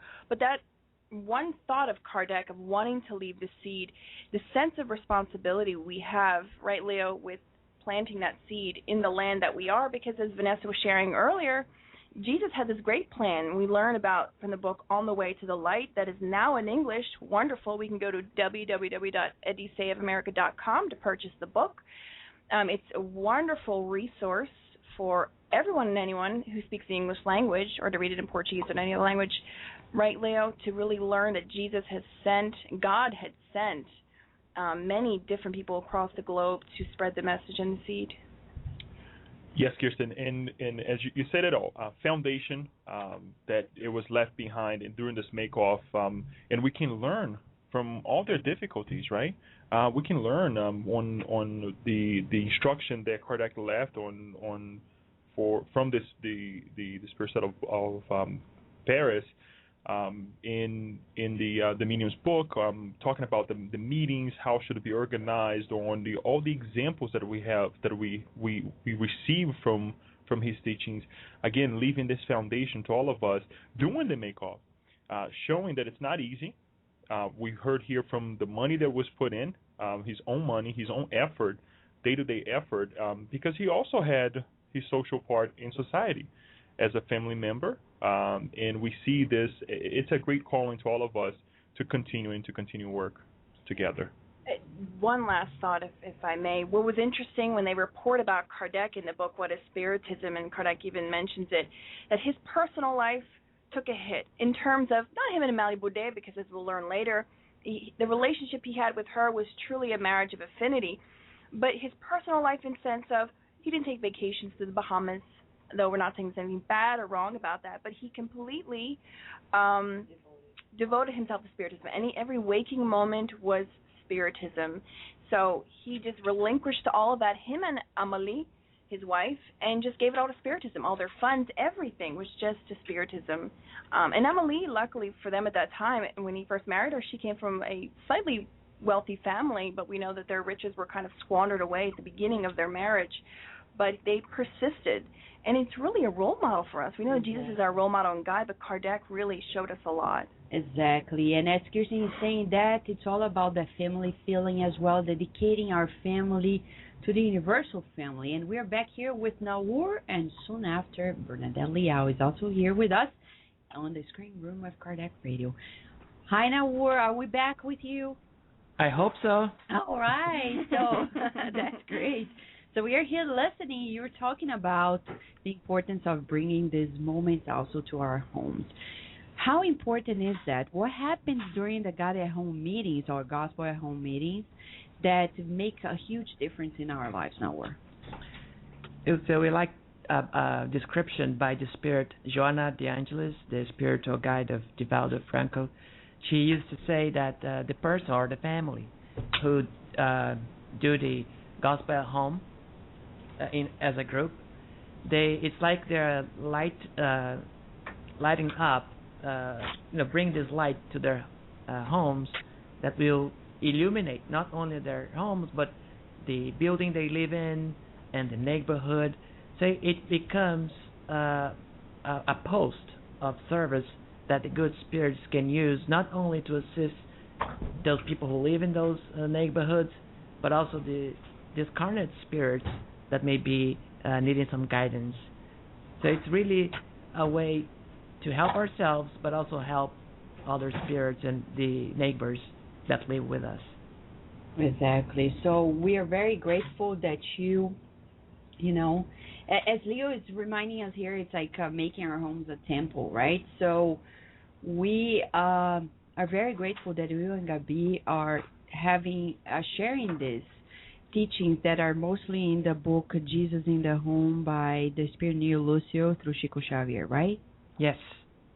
All right. So we thank you so much for being here with us at Kardec Radio, not only today, but as always, you and Gabi, and we all wish you many blessings. Thank you so much. Thank you. I would like also to thank all the staff of Kardec Radio for bringing this message. I think the host from the Bezerra de Menezes online radio said earlier that if Kardec had this technology at his disposal at that time, he certainly would have used it. And we see the value of it, especially in the United States, where there aren't many spiritual centers around, right? So it's very important for people to have access to this information, whatever easy ways they can get it to.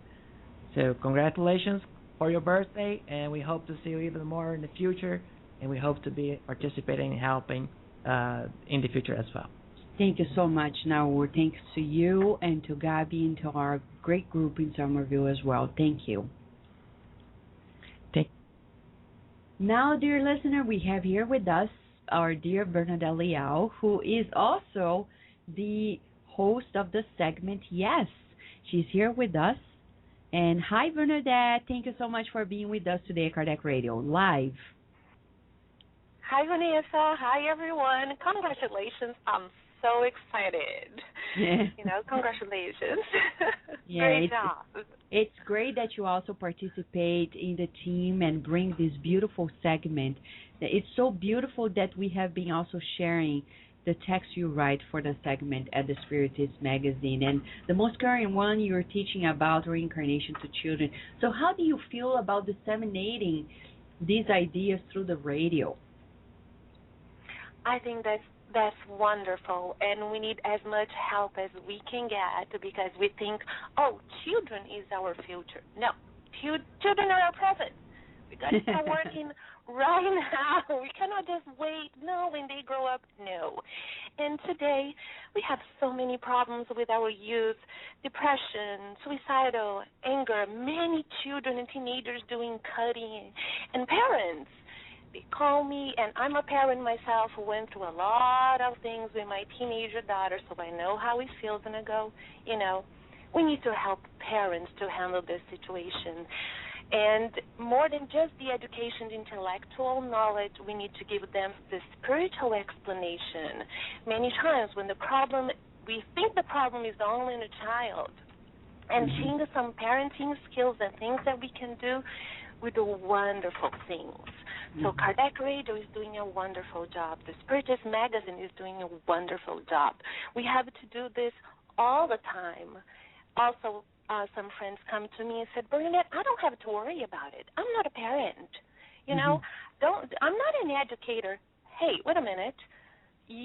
Aren't you an aunt, an uncle? You never know. One day you are somewhere, a child may come to you and ask you a question. You go, oh, sorry, I'm not a parent.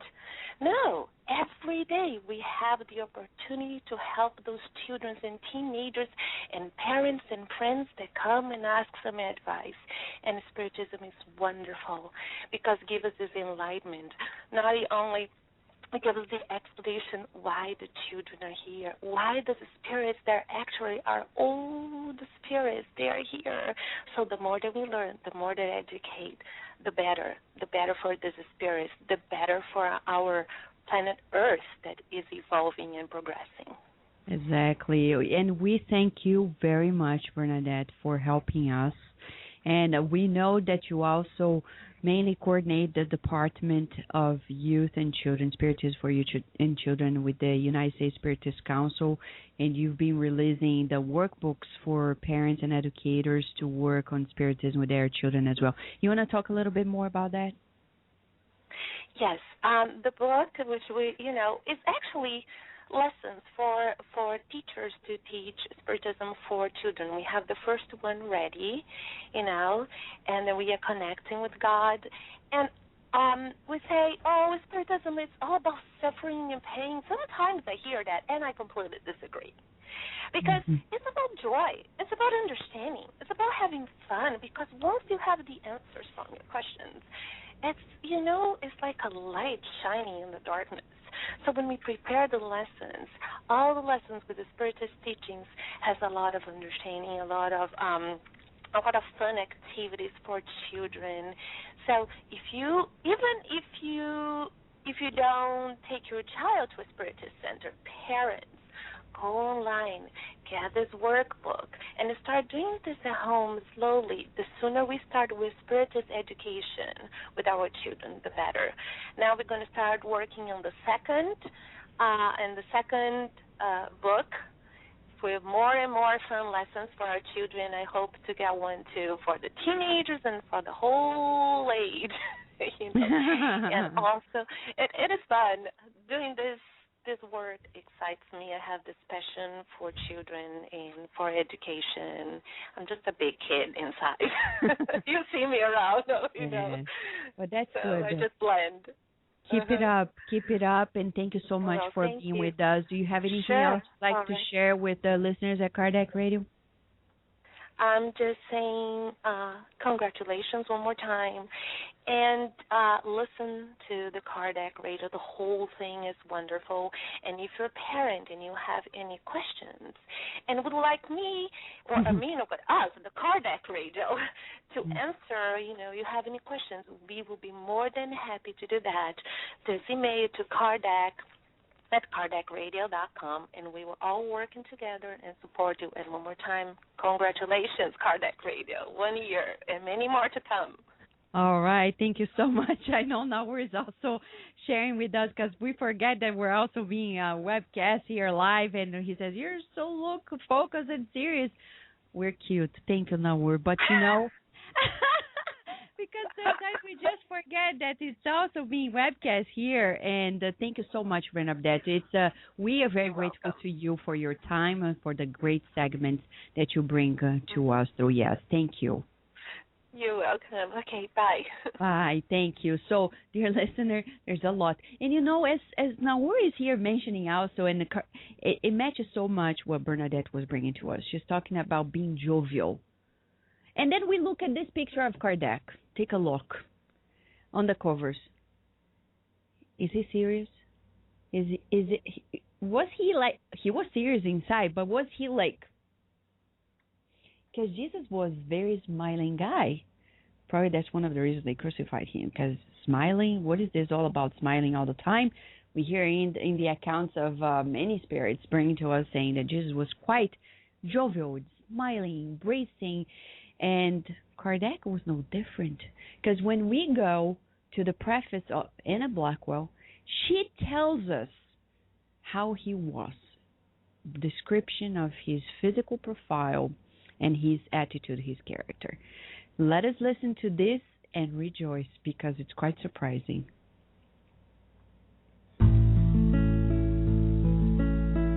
In person, Kardec was somewhat under middle height and strongly built, with a very large, round, massive head, well-marked features, and clear gray eyes.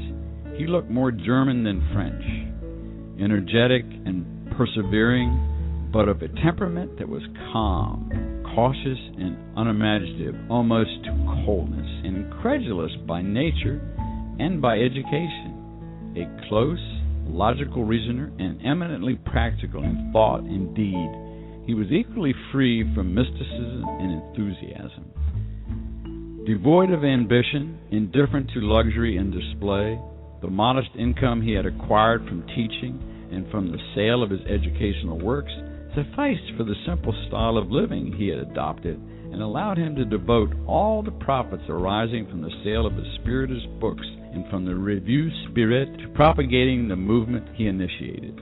His excellent wife relieved him of all domestic and worldly cares, and thus enabled him to concentrate himself entirely to the work to which he believed himself to have been called, which he pursued with unswerving devotion to the exclusion of all extraneous occupations, interests, and companionships from the time he first began until he died. He made no visits beyond the small circle of intimate friends, and very rarely left Paris, spending his winters in the heart of the town in the rooms where he published his review, and his summers at the Villa Segru, a little semi-rural retreat which he had built and planned to be his home in his and his wife's old age, and which was located in the suburban region behind the Champ de Mars.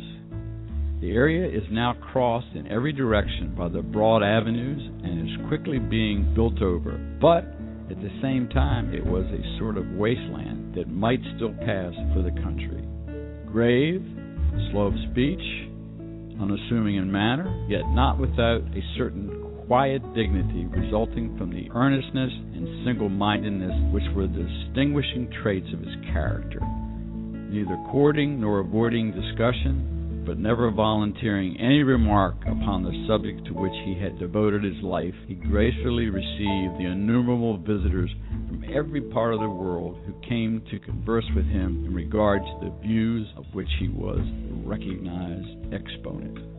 He answered questions and objections, explained difficulties, and provided information to all serious inquirers, with whom he talked with freedom and animation. His face occasionally lighted up with a genuine and pleasant smile, though his habitual sobriety of demeanor was such that he was never known to laugh. Among the thousands by whom he was thus visited were many of high rank in the social, literary, artistic, and scientific worlds. The Emperor Napoleon III, whose interest in the spirit phenomena was no mystery, sent for him several times and held long conversations with him at the Tuileries concerning the doctrines of the Spirit Book. Having suffered for many years from heart disease, Kardec drew up the plans in 1869 for a new Spiritist organization that would carry on the work of spreading the doctrine after his death. In order to assure its existence, he gave it a legal and commercial status and was determined to make it a regularly comprised joint stock, limited liability publishing and bookselling company to be constituted over a period of 99 years with the power to buy and sell, to issue stock, to receive donations and bequests, etc. To this society, which was to be called the Joint Stock Company for the continuation of the works of Allan Kardec, he intended to transfer the copyright of his Spiritist writings and of the Revue Spirited. Allan Kardec, however, was not destined to witness the realization of the project in which he took so deep an interest and which has since been carried out with the entire exactitude by his widow. Yes, this is probably quite surprising to many to know that Kardec looked more like a German, and though he was very loving and caring, jovial, had a wonderful relationship with his wife that was actually 9 years his senior. You can tell Kardec was very different because he was beyond the little things that happen here. And, you know, very soon, you stay there, because very soon we're going to stream to you a beautiful dialogue between Kardec and his wife in his final days. It's almost like a premonition of his discarnation and the upcoming of the first Spiritist bookstore. But before we go there, we'd like to talk a little bit about this profile of Kardec, not only physically speaking, but his attitude. Though he was very disciplined, we're talking about it, right, Kirsten, when you quoted from the book, What is Spiritism? Yeah, it's self-proclaimed, and also by others who knew him at that time, saw that he was extremely devoted and disciplined, and we were just discussing, as we were off air, what contributed to his austere devotion, and probably because if we know about his biography, he was educated at the Pestalozzi Institute, and they talk about this in the biography on the introduction of What is Spiritism, and they say that at times when Pestalozzi had to vacation somewhere, not vacation, when he had to go abroad to open up other institutes, he actually put Kardec in charge at that time. And can you imagine the age Kardec was about in his 20s, and the Pestalozzi Institute was quite renowned, and they put Kardec in charge. Why? Because he obviously showed his disciplined nature, his ability to educate as well. So most likely we could deduce from the situation that he took that education and applied it into the spreading Spiritism, right? I mean, it only seems logical that our educational background affects what we bring to the Spiritist Center. Not to say that if you have no education, you have nothing to bring. We're not saying that, not at all. But as a Spirits book, they talk about question 643 about being as useful as possible. Use all your talents, right, Leo? That is true. And as we said earlier here today, in whatever environment that is, as we use our talents in whatever environment we are. And to dig deeper what we have inside of us, what we carried on from previous lives, perhaps, as we study with Spiritism, as well as when we're incarnated here, whether in the Spiritist Center, whether in our lives, day-to-day lives with our family members, at work, we can do the same thing. We can continue in the same legacy. We can also portray ourselves in the same manner. We see from the codification how important this education was, on how coherent and on how easy it is to understand Spiritism. As one of the talks that I have watched by Divaldo Franco, he says people like to makes things complicated, right? But if we really just go ahead and open our hearts and study the Spirit's book, the Gospel, many of us have come and say, well, the Medium's book is very complicated, but it's not. Just open your heart, study, ask questions, and we will see how this education that Kardec has received impacted on the codification of this beautiful science. Absolutely. And Kardec never spared a moment in teaching us and educating, because you see, although he was disciplined, austere, stoic in the center, he never forgot what the Spirit shared in the Spirit's book, that the relaxation of family ties would cause selfishness. He was so good to his wife. You see, in the stories that are shared in many books about Kardec, the respect he had for family, not in a sense where he said, oh, it's my family and not yours. No, but he definitely complied with that law, right? Exactly. And, we are here now live, and we have our friends from Massachusetts and also Florida. We're going to open the line to Maria Batchelor, friend of ours, and the president of the Benjamin Franklin Spiritist Society. Hello, Maria Batchelor. Thank you so much for being with us at Kardec Radio. How are you? Good, thank you. Thank you for inviting us. This is a wonderful radio. So, tell us a little bit about the Benjamin Franklin Spiritist Society and where it's located as well. Benjamin Franklin Spiritist Society is a very new Spiritist center in Westboro, Massachusetts, which is kind of the center of the state, close to Worcester, which is a big city in the state. And we are trying to disseminate Spiritism in this land here. Exactly. So, Maria, we know that you do lots of works in English, and you also translate works that are materials that are offered in Brazil, especially through the Alta de Souza publisher. And you also have been hosting these beautiful events that have been happening for, 6 years now? And we recently were there. So can you tell us a little bit about that and the campaign that you also do there? Yes. In our center, we follow a program called Alta de Souza, which is a very good program, completely based on the Spirit's advices in terms of the work that we should do in the Spirit Center. And the start of this whole program was the kilogram campaign in Brazil more than 50 years ago. And then later on, the name changes to Alta de Souza Fraterno campaign, which is very similar to the Catholic campaign in Brazil done to acquire donations of foods and shoes, clothing for the community in Brazil. But the main purpose of this campaign will be disseminating through the Spiritist messages, as well as doing this obsession on the families' homes, because when we go with our spiritual friends, and we've been doing this since we started the Spiritist Center here. And it's a wonderful opportunity to go to the community, to knock on the doors, and to, make people read about Spiritism. They receive messages in their homes, and they can go to their website and learn a little bit about Kardec and about Spiritism. It's great. Well, we're smiling here and laughing because we're communicating here amongst ourselves, and we're fascinated by how things really spread out and they come along.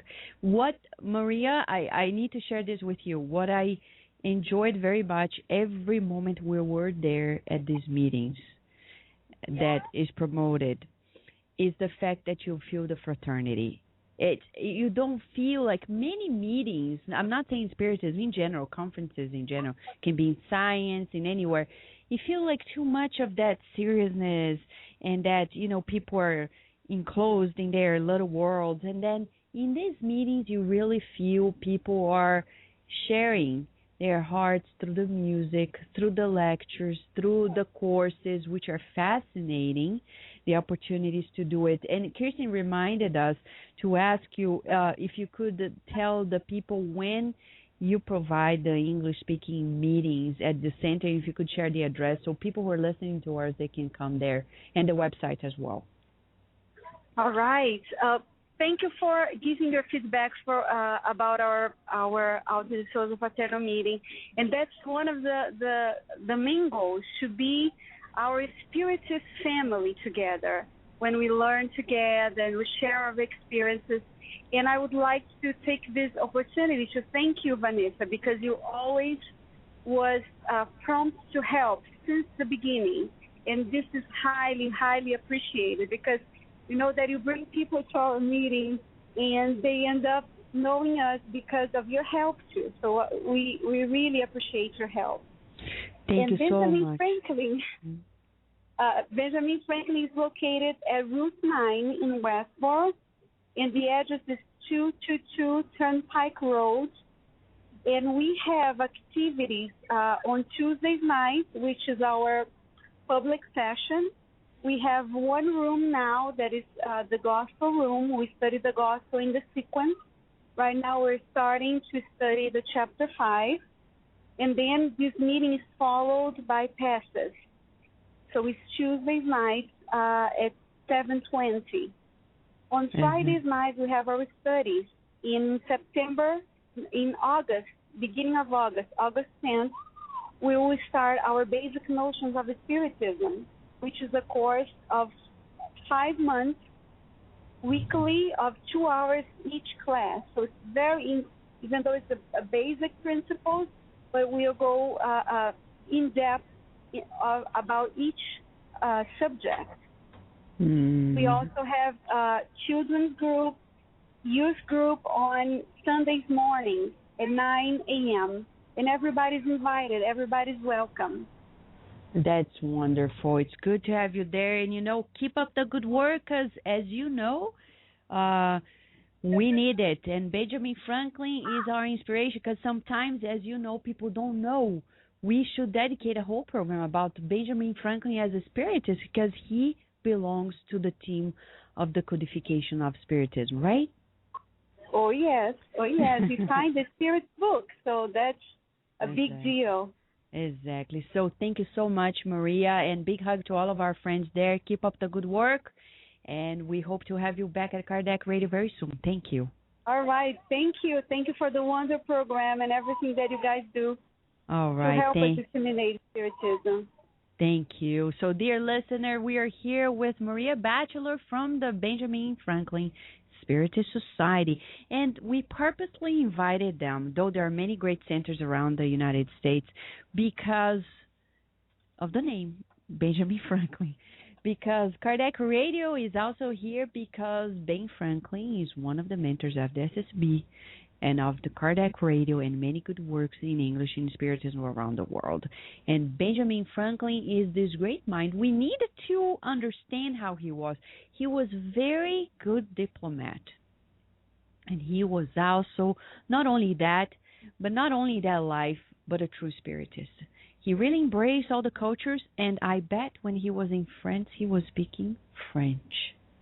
I doubt he would communicate well with French, as well as he did to get the funds and to bring General Lafayette, the French founding father, to fight with the Americans for its independence, were it not for his ability to be fully immersed in the culture and to speak many languages. Kirsten Demel is reminding us he spoke in French, so we need to speak Spiritism in English. It's already the year 2012. We have no time anymore to wait for some time in 2100. Can you imagine if we delay that much more? If I reincarnate today, I would love to be honored to be reborn in a Spiritist family as I did, speaking in my own language. And now we're going to open the line to our dear Marcelo Neto, who is the president of the Florida Spiritist Federation, as well as the treasurer of the United States Spiritist Council, together with his wife, Andrea Marshall, who is also one of the directors of EDICIofamerica.com. You know, we've been talking all the shows about all the books published there, and here they are. Thank you so much, Marcella and Andrea, for being with us at Kardec Radio today. Oh, it's such an honor to be here. Happy anniversary. Yes, happy anniversary, Vanessa, and good afternoon to all from Miami, Florida. And we are pleased, very, very pleased, Vanessa, to be participating not only on this wonderful and joyous celebration, celebrating Kardec Radio's first anniversary, and of course many more to come, but also celebrating America for its independence. It is certainly a happy day today, and we have been listening to the thoughts of our friends revolving around Kardec's work and contribution to humanity. And his contribution is far more profound than most can truly grasp. And of course, his courage, Kardec's courage to disseminate a message, this new message, sacrifice of his health and time to propagate Spiritism in such a selfless way is of the utmost importance for our current and ever-changing and evolving world, Vanessa. Mm-hmm. And we are so pleased looking at us today, those of us who have been exposed to these revolutionary ideas. We can ask, what have I done so far to spread this beautiful message that Kardec brought over 155 years ago? And we are very, very honored to be part of the distribution of his work in America through EDIC of America and be part of the Kardec Radio today. It's a great, great honor. Great honor. And we are very thankful to you and Andrea for taking the lead of helping the United States Spiritist Council and also the International Spiritist Council in spreading these important works. Can you tell us, Andrea, about the latest publications that came about through EDIC of America? Yes, good morning, good afternoon, everybody from Miami Beach here. It is, like Marcelo said, it's an honor to be here and even more to be talking a little bit more about EDIC of America. It's the Spiritist publisher affiliated to the International Spiritist Council, for those who do not know.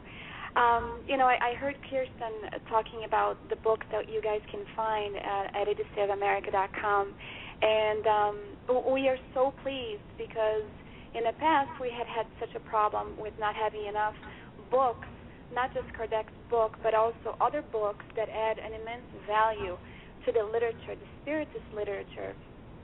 And now we look around and we see countless titles available in English for us to be able to study, read together, watch lectures, be able to present workshops, and have the language. I heard you saying it's time that we speak English to try to disseminate and propagate and distribute the seeds of knowledge from what Kardec brought us. And we are pleased to say that we are having many more translations. The latest ones we have had here was Between Heaven and Earth. We also had In the Realms of Mediumship and On the Way to the Light. And pretty soon we are going to have one by an author that we haven't had one, Ivone Pereira. And we're going to be receiving from her and hopefully do some talks around to be able to propagate the book, Memories of a Suicide. Wow. And when it comes to the value of life and making sure that we are spreading a little bit more knowledge about the repercussions and circumstances after death, about suicide and taking drugs and all the other issues that truly put in question the way we value life, it's going to be brought on by this book, and we can't wait to be able to distribute this book, to be able to answer questions, to be able to give some heart's consolation and comfort and hope and even more courage to be able to face life's obstacles and difficulties that normally arise in the world that we live in today. So we are excited to be part of the distribution of these books here in America, other countries as well. And that's basically, what we have to say about the latest work. That's wonderful. Thank you so much. It brings so much hope and inspiration to us.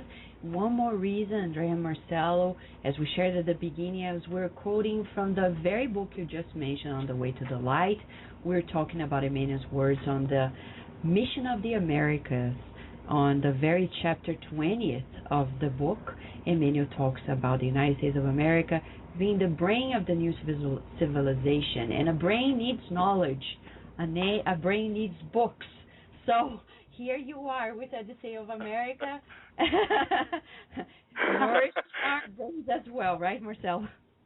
Right, you're right, absolutely right. It's a wonderful chapter, the one that you just mentioned, and it's a synthesis of a historical way that humanity came along, and we all truly recommend the reading of this beautiful book.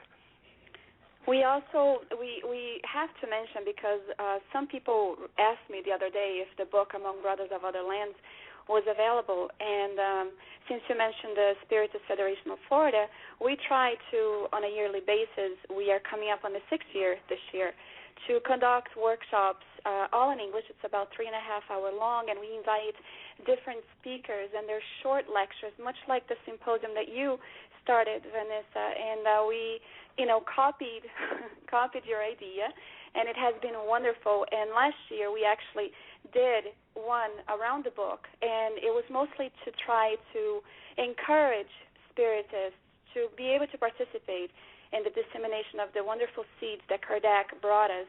And there were some chapter 1, the key points for the Spiritists who visit other lands, the need for us to be able to learn the language, to respect the host that receives us, and today is an important day for all of us. We chose America to live in, and so the question is, what can we do here in order to promote the new world? What are we doing with the seeds that Kardec brought us? And this is a very important and intimate question that each and every one of us should be asking ourselves. What is my role? Exactly. Right. Thank you so much. Marcel, Andrea, you just made our hearts rejoice to share this good news and to being there, and we hope very soon we can have a segment or Odyssey of America when you can tell us more about these amazing books that are being distributed from the great books that Kardec brought to us through the mediumship of Chico Xavier, Ivone Pereira, and much more. Thank you so much for being with us today. Thank you, Vanessa. Thank you, everybody from Kardec Radio. It's been an honor. Thank you very much, Vanessa, and all of you. It's as Andrea has just said, it was a great honor to be part of the show. Thank you so much. Happy Independence Day to all. Happy anniversary to Kardec Radio. Yes, that's absolutely. Thank you so much. God bless you all. And dear listener, what a joy to know that the resources are here, because the good spirits, they plan. They plan, they are cautious. As we heard about the profile of Kardec, he was not in this hastiness, this precipitated mode. They plan every single step. And when we talk about planning, the importance of doing these meetings in English, even for immigrants, because some people tell, oh, Vanessa, what about the immigrants? They need it, they suffer so much. Say, you know what? That's not the Spiritist view, because in Spiritism there is no victim. If we're suffering, we need to adapt ourselves to suffer less, because the more we keep ourselves in our quote-unquote, and we say this kindly, in our ghettos, the less we're going to be happy. Science already proves to us that those who speak the language of the country to which they immigrated, their self-esteem is higher. And self-esteem higher means less obsession.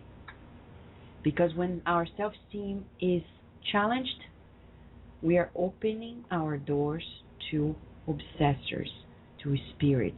So if we want to help immigrants, we better open our centers to English only. There was a time in which the transition happened, but now it's the 21st century. We need, as we've heard here and now, there's no time anymore. There is a time that we can almost foresee in the future when people are going to talk about this. And they'll say, really? Was that how it was? Yes, believe it or not, it's going to be in the history of Spiritism that we had to fight so hard for this to come true and to bring the reasoning behind it. But right now, we're going to listen to one of the things that Kardec showed to us in his books, Heaven and Hell. One of the books that's really not understood very well, Heaven and Hell. There's so many beautiful excerpts, and Kardec Radio brings to us the dialogues of the spirits with Kardec through the mediums, and this is about Novell. Novell was a suffering spirit, and that's one of the reasons why Spiritism is here, to help the majority of people in this planet through a healthy, productive, therapeutic mediumship. It's about rescuing the suffering spirits. Let us listen to Novell right now. Novell. This spirit addressed itself to the medium whom he had known while alive. I'm going to tell you about my suffering when I died. My spirit, held to the body by material bonds, had great difficulty in breaking free. That was in and of itself the first phase of cruel anguish. The life I left behind at just 21 years of age was yet so strong in me that I couldn't believe I had lost it. Thus I searched for my body, but was amazed and terrified at finding that I was lost in a whirlpool of darkness.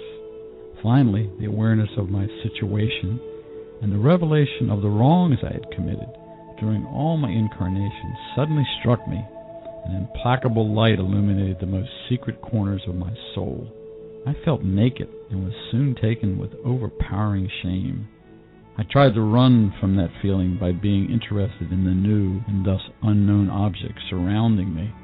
Luminous spirits hovered in the ether and displayed a blessedness to which I couldn't aspire, while dark and desolate forms, some immersed in gloomy despair, others furious or mocking, glided around me or upon the earth, to which I stayed attached. I saw people moving about, and I envied how unaware they were. A whole order of unknown, or rather restored sensations invaded me at the same time. Pulled by an irresistible force and trying to run from cruel pain, I crossed distances and elements and physical objects, and neither natural beauties nor heavenly splendors could calm for one instant the lacerations of my conscience or the terror caused by the revelation of eternity. Mortals can sense impending physical torture by the shivering of the flesh, but their fragile pains, softened by hope, mitigated by distractions, or deadened by forgetfulness, will never give them an idea of the anguish of a soul that suffers without respite, without hope, without repentance. After some time, I cannot tell how long, envying the elect whose splendors I beheld, loathing the evil spirits who pursued me with mocking remarks, and despising people whose turpitude I witnessed, I went from a state of profound dejection to one of insensate rebellion. Finally, you called me, and for the first time a soft and tender sentiment allayed me. I listened to the teachings that your spirit guides gave you. The truth entered my heart, and I prayed. God has heard me and has revealed himself to me through his clemency, just as he used to reveal himself by his justice.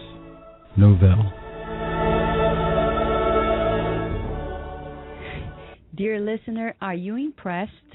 Because it's quite impressive that we are here listening to Kardec's own dialogue, showing to us that there is need also to work on our mediumship to help the discarnate spirits who are suffering, who are earthbound. We need to help them. That's also one of the reasons why Spiritism is here. And you may ask, why do we incarnate? Can't the superior spirits do it on themselves? You see, this question comes because we don't understand the behind the scenes. With books such as the one that Andrea, Marcia, and Marcelo Neto mentioned to us in the realms of mediumship by Spirit Dr. Andrea Lewis, we get to know our mechanisms of mediumship that Spirits Out of Baltimore will pretty soon make course available online through tvci.com. We're going to get to know that the laws that pertain to the communication of spirits explain it. When you're too lower in a vibration, you cannot be achieved by these forces without being scared out. Read the books by Andre Lewis and you get to know. Then through mediumship, they're so much closer, these suffering spirits, to us in the flesh, that it's easier for them to listen to the spirits in the spiritual realm than, to us in the physical realm than to the spirits in the spiritual realm. You want to say something, Kirsten? Was thinking what you're saying, reading the book Missionaries of the Light by psychographed by Chico Xavier, by the spirit Andre Luis. They talk about this, about that magnetic shock that they need from the incarnates to assist in the rescuing process. So it is quite needed. And Kardec, again, I know I'm referencing this book a lot only because probably I'm reading it recently, but the book What is Spiritism, Kardec addresses this issue when people in spiritist centers or everywhere and elsewhere ask questions that would appear as if that they should know. It's because that they don't know, so they need more education, and we have the responsibility to help in the education process. But yeah, I mean, it definitely is that. It's that shock that is very much needed. Exactly. So we really need to, right, Leo, you are one of the spirit counselors of the Spirit Society of Baltimore, and you can tell how many spirits come in and are being rescued through a healthy, well-prepared, educated mediumship. Yes, Vanessa, it is true, and it's an honor, number one, for us to be in, helping others, and we quite many times we try to bring one of the teachings that we receive from Spiritism as well. Heaven and hell is a great example of it. That through our dedication to help, our day-to-day changes that we put ourselves through in our daily lives, in how beautiful it is to learn from somebody that is going through a suffering moment, and we extend that hand, and right then and there we see that the mutual help. We extend a hand, and we're being helped as well, because now we know that we're not able, we shouldn't be, or we ought to be, not following the same temptations, same struggles that we see these spirit friends, brothers and sisters following themselves. And as we said, Heaven and Hell is a great example that if it wasn't for this exchange or this kind hand that we offer others to express themselves from the beyond, what would it be of us? How much we learn from them, right? So it's truly a necessity to all of us. Yes, it's like reaching out into two realms. And you know what? We have a friend here who just called us. He's a great friend from New York, and he, together with Naur Fonseca, Eduardo Guimarães from New York, he is here with us at Kardec Radio. Yay, Eduardo! Hello, Eduardo. How are you? Good. Nice to be here with you guys. Congratulations for the first anniversary. It's a wonderful accomplishment, and I'm very happy being here. Eduardo, Carlos and I personally had a last-minute thing, and we couldn't be there with you. Our dear Selenia and the Shepherds needed us. But Leo, Daniel, and Kirsten, Sarah, Luciana, Juliana, Flavia, Isabella, they were there to represent all of us in the amazing 9th Family Spiritist Retreat. I think it's the largest Spiritist event that actually happens in the United States to date. Can you tell us more about the beautiful organization and the goal of this yearly event? Yes, it's really amazing. I am there from the beginning, from the first day in 2004. 2004, the first retreat. And till today, I cannot understand how can we organize that.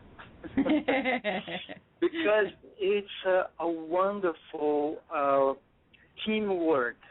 It's incredible. And not only teamwork between us, the incarnate ones, but we can see and feel clearly the presence of the spirits in many different ways. One of them is the preparation of the place, the park, we have been there one day before, on the Saturday, to prepare some things to set up the park, and we could feel the environment. How was wonderful the feeling of being there. And then also, it's a huge organization because we have more than 100 workers. Wow. And then almost 200 people that participate. So in a total, that is about 300 people. Oh, wow. And everything goes so smoothly that every year we are amazed by that fraternity, the happiness that we see in everybody, workers and attendees alike. It's really something very special. We are very, very happy being able to work together and accomplish this. Yeah, it's amazing. And we have to say this. Also today we're dedicating to the show to this feeling of freedom, free from fear and prejudices. And I will never forget, Eduardo, when in 2007, in the first Spiritist Symposium, you had the inspiration to put together the Inner Enlightenment Spiritist Society. And we're talking about overcoming fears as immigrants of making Spiritism in English. Can you tell us a little bit more about that? Yeah, we at Inner Enlightenment Spiritist Society, we are very grateful to you, to Josiah Courtney Goldstone Spiritist Group of New York, the Spiritist Symposium, because thanks to you, we are a reality today. The Inner Enlightenment is there because of you guys. And it's a wonderful experience because we had this fear in the beginning. And as we decided to work out and put everything together and open the group, things also start working smoothly because we count much more on our guides than on our own abilities that are so little. And we see today, in August 18th, we are celebrating our 5th anniversary. Wow. And we never forgot your help, Josiah's help, and the Spiritist Symposium. That was so important to give us the courage to start this work. And as we see nowadays, our friends that are not Brazilian, not only Americans, but we have an Indian friend, we have Argentinians, we have even French, and seeing everybody there together studying Spiritism in English is wonderful. Although, of course, as you have said earlier, it's more comfortable for us to speak and especially to pray and meditate in our own mother tongue. But it's rewarding making the effort to allow more people to come and share this wonderful philosophy that has rescued us from our selfishness and all the conflicts that we carry within us. That's so interesting. Eduardo, we really commend you and Naur and Mackenzie and all the other friends from Trumbull, Connecticut, and from all the centers, because in these events, we truly feel that there is so much guidance. And I'll tell you more. Studying the book Renuncia by Emmanuel, we probably have a glimpse on the reasons why these events happen in Connecticut, because he talks about the coming of his very branches of connections to the United States, especially in Connecticut. So there must be something going on there, and if it must be in English, because otherwise the plans of Emmanuel are not going to be accomplished. Not on Emmanuel, but as he represents the Christ consciousness in this country. So right? Yeah, and that's interesting how it starts in Connecticut, how how we decided to do in Connecticut, because from the beginning, from the first year, we were people from Massachusetts, Connecticut, and New York, and New Jersey. And then Connecticut was the middle, like people coming from Massachusetts and people coming from New Jersey would meet in the middle, which is Connecticut. That's why we chose Connecticut, but I'm sure that spirituality, they have different reasons for that, as you said. It's amazing. And you know, as we're speaking here with you, Mackenzie is in the screen room and he's going to talk to us as well. Thank you so much, Eduardo, for your support, for your great example of how to overcome our fears and limitations by thinking more of others than ourselves. Thank you so much, Eduardo. Thank you very much. And once again, congratulations to everybody from the Kardec Radio team. And God bless you all and keep you strong to go on with the work. Thank you. All right, thank you. So, dear listener, we have also here Mackenzie Mello. Mackenzie, welcome to Kardec Radio. How are you? Hello, Vanessa. How are you doing? Good to hear Kardec Radio once again, and especially on this very beautiful day here in Boston. We thought it would rain, but I guess the rain didn't come, so it's a very pleasant day here. That's great, because, you know, the United States is really a role model in this bringing about the law of freedom. And talking about the law of freedom and the many laws of life, studying Spiritism, you being the main coordinator of e-Spiritism. I know you have many other roles in the Spiritist movement there in Massachusetts, but you have been this amazing coordinator at e-Spiritism. Can you tell our listener also about this resource of Spiritism that is out there? Oh yeah, online we have this wonderful tool for learning Spiritism that we put together with Vanessa and Daniel a while ago. It's been I think almost 3 years now, and we have some courses online that people have been studying and following, reading the materials and writing, and listening to the presentations, downloading the PPFs, the PowerPoint presentations and the PDFs, and reading and studying. And it's a great tool for not only for learning Spiritism in English, but actually to meet new people, to hear people from the United Kingdom, from the United States, all over the place. And it's a great tool to learn and to enter in contact with other people in Spiritism. So it's wonderful to be there and see different points of view, and we have the chance to see people doing art, you know, making drawings of how they perceive their life and how they want their lives to be in the future. And it's been a great pleasure to be part of this project, espiritism.org, for the ones who didn't hear it yet. It's an easy website to remember, espiritism.org.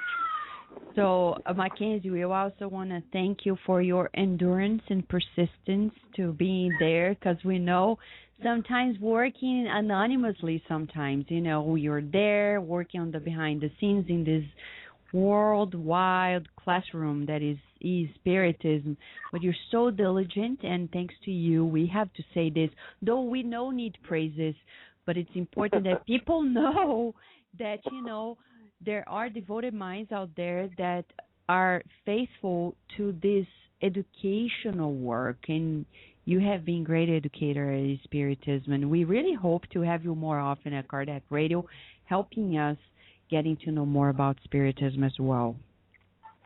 Oh yeah, I truly try to listen as often as I can. Not all the time I'm able to talk on the phone. Today is a very special day since it's a holiday, but it's the anniversary. So I'd like to congratulate everybody that does Kardec Radio. We know it's a hard task, and we don't know everybody that's behind the scenes there also.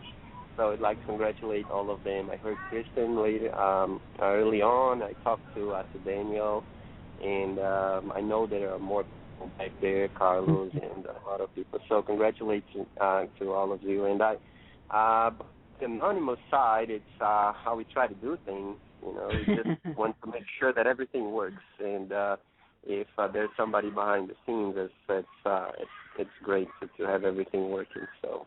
Exactly. Thank you so much, Mackenzie, and a big hug to you and to the whole family there and to the Peabody Spiritist Center as well. Thank you. Okay. Thank you, Vanessa. Congratulations again. All right.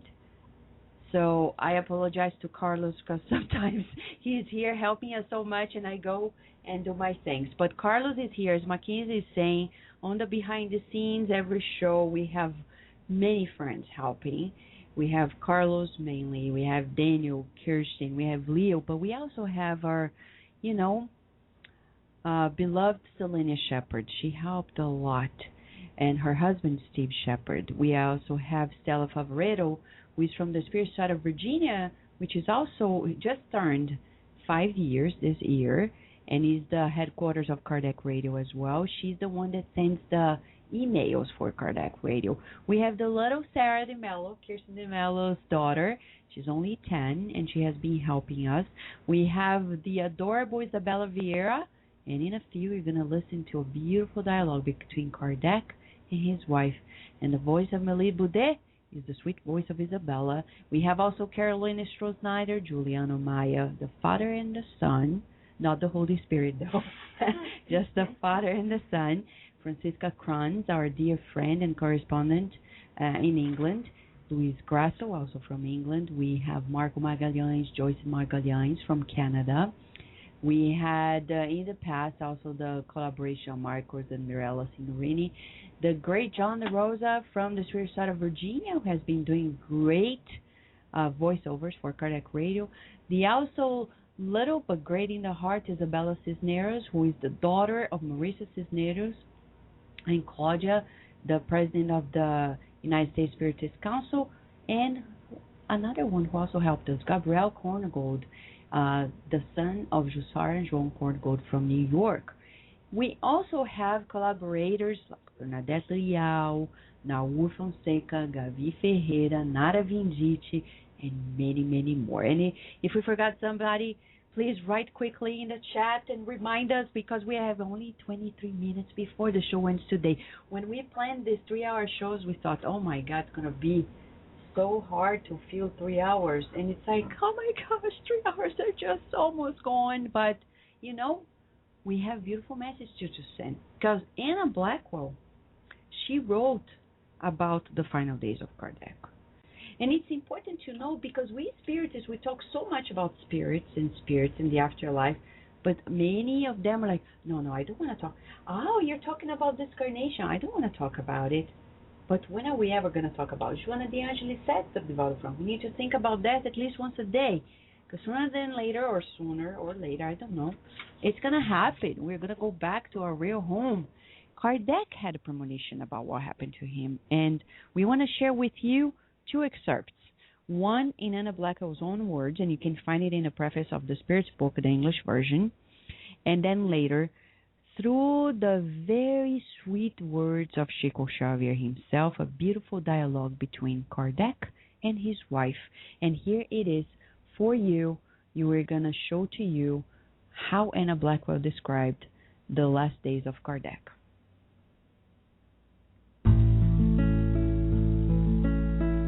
On March 31st, 1869, having finished drawing up the Constitution and rules of the Society, from which he foresaw that he would soon be removed, he was seated in his usual chair at the desk in his rooms on Rue Saint-Anne, and was tying up a bundle of papers when his busy life was suddenly brought to an end by the rupture of an aneurysm from which he had so long suffered.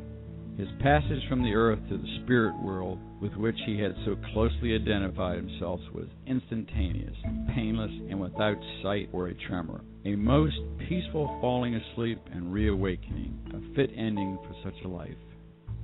His remains were interred in the cemetery of Montmartre, in the presence of a great concourse of friends, many hundreds of whom assemble there every year at the anniversary of his decease. during which a few commemorative words are spoken and fresh flowers and wreaths, as is usual in the continental graveyards, are laid upon his tomb. It is impossible to precisely ascertain the number of those who have adopted the views set forth by Allan Kardec. They are estimated by themselves to be many millions, but they are, at the least, incontestably very numerous. Periodicals devoted to the advocacy of these views in various countries already number over 40, and new ones are constantly appearing. Kardec's death has not slackened the acceptance of the views set forth by him, and which are believed by those who hold them to be the basis, but the basis only of the new development of religious truth predicted by Christ, the beginning of the promised revelation of many things that have been kept hidden since the foundation of the world, and for the knowledge of which the human race was not ready at the time of that prediction. Anna Blackwell, Paris, 1876.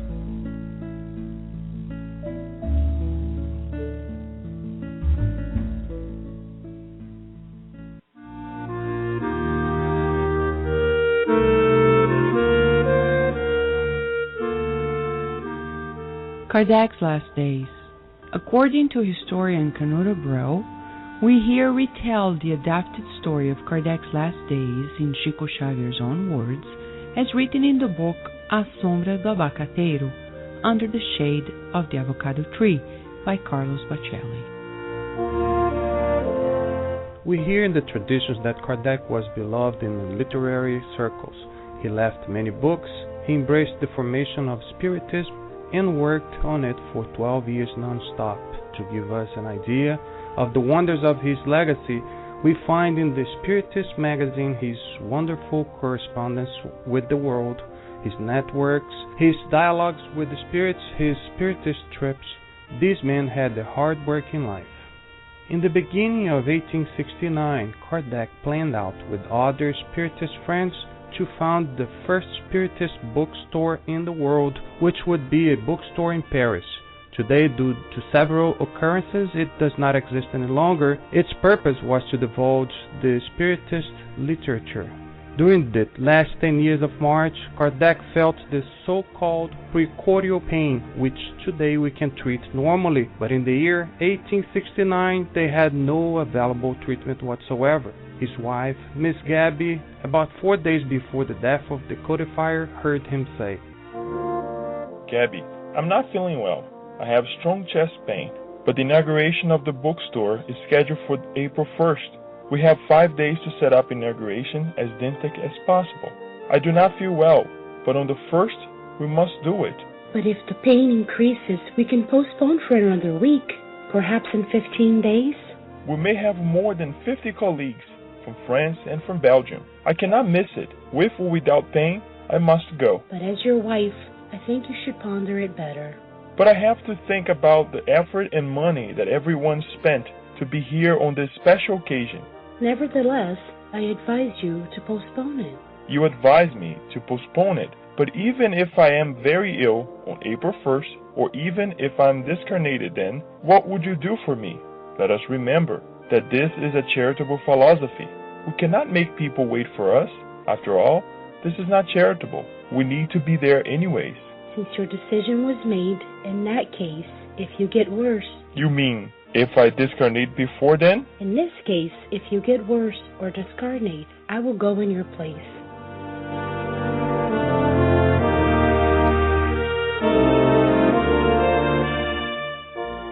On March 31st, Kardec discarnated of an aneurysm. It was sudden. Their friends arrived at their home later in the evening, and someone asked, "Should we postpone the inauguration?" No.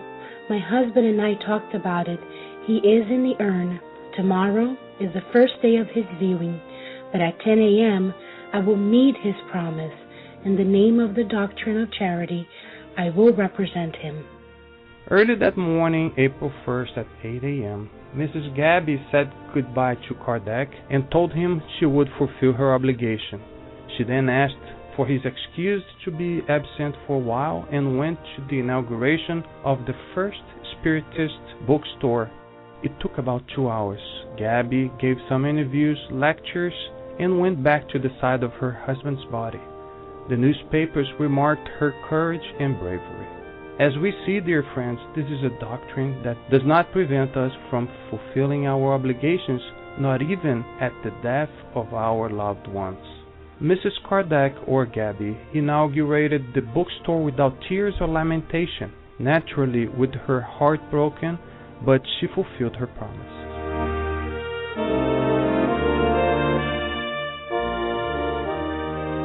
Dear listener, this is Chico Xavier, and telling us in precise words how adorable Amélie Boudet was and how supportive she was. Different from many couples nowadays, in which if the spouse becomes fully integrated in spirit, they're like, oh, but what about me? No, Gabby was fully supportive of Kardec. Without her, there wouldn't be Spiritism either.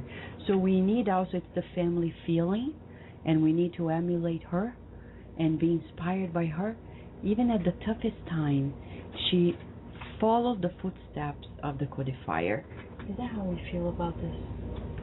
As we're celebrating the first anniversary of Kardec Radio and getting to know more about Kardec and his life. Definitely. I mean, we know through the historical records about Amélie Boudet. She says hello, obviously, just dropped. We know that she was and Kardec actually mentions it, someone mentions it also somewhere in the literature about Amélie Boudet, that without her, who knows if Kardec would have been able to really fulfill everything without having her help. And, all the work, she was always in behind the scenes, encouraging him, saying, no, come on, whatever she called him, Denisard, Revile. We don't know, Denny, Lenny. But with all due respect, now, I mean, it really takes a lot. And like you were saying, the support she offered is tremendous. And we'll never know what the work might have been like had she not been there to be so supportive to him over the many years he spent bringing together the books and the literature, because for sure there were many hard times. Kardec didn't have it easy. Not at all. I mean, when they burned all of the literature, I mean, he had to go home to whom?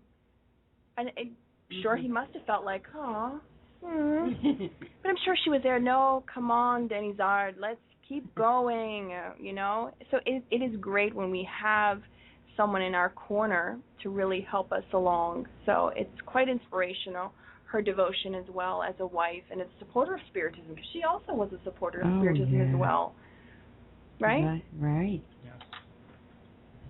Right, Lou. Well, the only thing that I would add to this is giving a big thanks to the 5 children, and more obviously we know that it's not only the codification, the 5 main books, but the 5 children that they brought to us together, that they were able to produce the Spirit's book, the Gospel, Heaven and Hell, Medium's book, Genesis, and other books as well, and all the teachings that they were able to multiply and to bring to the world based on their relationship, based on being on the same page, whether through going through the struggles or not. As we just heard here in the final moment, they persisted. They endured everything that they had to endure to bring the message. So a huge thanks, a huge feeling of gratitude to all of us. To all of us, right? And although from all of us. Daniel is very busy there with the webcasting, he sends his regards. He's very supportive of everything. And Carlos is also very busy there. And that's the nature of things. They are there on the behind the scenes, but without them, we wouldn't be here. But as we go into, as Marisa said in the chat room of TV Say, it's too fast. We know, Marisa. Cannot believe it. We're making it 3 hours of show. Dear friends, this is an invitation to you. If you're out there and you feel impelled to put together a segment, write to us at kardecradio@gmail.com. And then, of course, we are most welcoming as long as we follow the rules and regulations of Kardec Radio, because every good organization has rules and regulations. These were the democracy is never present in the Spiritist literature. It's all about what William James tells us. We want to help, right? We need teamwork. No good works happen alone. We wouldn't be able to be here with Spiritism were it not for the teamwork efforts of Kardec, with the Spiritist mediums, his wife, his colleagues, and everybody else. He never did anything on his own. And you know, when in the book Among Brothers of Other Lands, we have 20 questions that were given to William James in the spirit realm. And when they asked how we can best work in the fields of action of Spiritism, William James advised, I believe we can summarize the main rules of work in the following program. We Spiritists need to feel with self-control, to think with elevation, to speak constructively, to study always, and to serve more. These are the very words we need to bring it because it's the 4th of July, American independence. And of course, the first lines of the Declaration of Independence talk about the very teachings of Spiritism when it says to us that, you know, we're here equally as children of God and need to be free under no circumstance we should be impelled to do things we don't want to do. And if you want to do Spiritism, there are rules to be followed to be efficient. And working together, as Kardec said in the Medium's book, it's less likely we're going to go wrong. What we cannot do is sit there back and relax and enjoy the show but not be part of the show. You can be part of the show. Kardec Radio is here with you, for you. You can call, you can email us, go to the website, make your suggestions. If you have a great idea, share with us because it's most welcoming. And not only that, but we want to open the line for our final comments before we take into the prayerful moment to be grateful to the Creator for this opportunity. Leo and Kirsten. Ladies first. We wanted to thank Vanessa and all the coordinators for allowing us to be here today. It is truly an honor, and for the noble spirits and coordinators who also allowed us to partake in today's show. It really was inspirational for us and really revived Kardec in our minds. And we know that he's off in the distance somewhere watching the webcast and proudly, giving us his kind regards. And it is quite an honor to continue the legacy that he passed for us by God and with the help of the good and noble spirits. A gift. I think this is mainly a gift once more for us to be here together from our dear Creator, for the opportunity that we have at hand to disseminate Spiritism, to work together with all of these individuals that we talk to, that we mentioned here today, that everybody is going through this their struggles, their difficulties in their lives, and they're persisting, and that's what we have to elevate. That's what we have to encourage more people to do so. And by all means, to be here on a day, as it is for this nation today, working and dedicating ourselves towards the necessity of others, is just an enlightenment moment. It's just a very happy moment to all of us.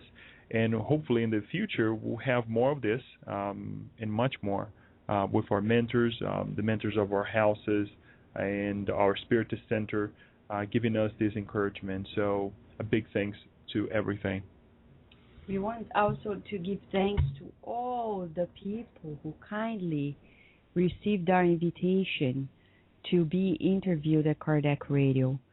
All the interviewees, from the first one, Gary Schwartz, Mark Baker, and also our dear Tom Kratzley, and many, many more, Carol Bauman and Andrew Newberg, and so many.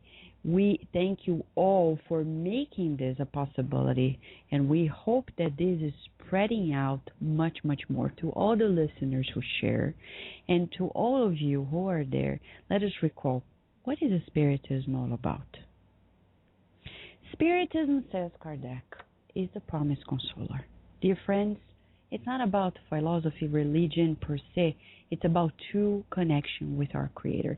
And in the Gospel according to Spiritism, there's a whole chapter that is entitled The Promised Consoler. In the chapter, The Promised Consoler, or The Consoling Christ, chapter 6, page 149 of the Gospel according to Spiritism. Can you imagine our lives without the call of Jesus? Cannot imagine it.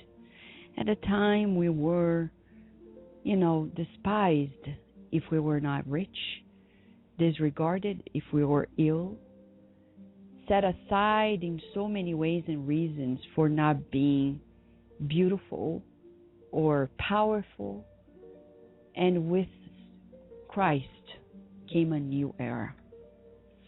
An era of fraternity and an era of love, happiness. And Jesus is here again through Spiritism. Spiritism is the promised consoler. It's the coming back of Jesus. And he said, I'm not going to come back one person in the flesh. He said he would be back in a different way. He said, and we can quote from Matthew chapter 11, verses 28 to 30. Come unto me, all who suffer and who are overburdened, and I will comfort you. Take my yoke upon you and learn from me that I'm gentle and humble of heart, and you find rest of your souls, for my yoke is easy and my burden is light. And Kardec develops this understanding by telling us all types of suffering find their consolation in faith in the future and in trust in God's justice, which Christ came to teach humanity. And this is what Spiritism is all about.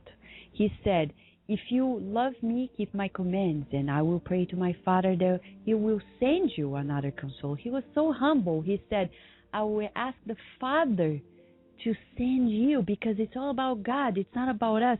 We don't do Kardec radio. Emmanuel says very clearly to all of us that the good works are divine sent. We're just officers of a task to be fulfilled. And he said here, I will send you the Spirit of truth, whom the world cannot receive, because it neither sees him nor knows him. But as for you, you will know him, because he will remain with you and will be among you. But the Consoler, who is the Holy Spirit, whom my Father will send in my name, will teach you all things and will enable you to remember everything that I have said you. And this is Spiritism. This is the very Spiritism, and that's why Kardec Radio is here, to bring the promised consoler to nourish our hearts, to nourish our minds. And in this very moment, we close our physical eyes and join our hearts together all around the world. Listeners from Kardec Radio and from the web TV, tvci.com, we pray. Oh God, Mother, Father of our lives, we're so grateful for every day we discover a new meaning, a new mechanism. We understand more about ourselves and one another, and we begin again. Forgive us for the sins of the past, and may we be stronger together, forgetting about prejudices, preconceived notions, about how to disseminate this light. Bless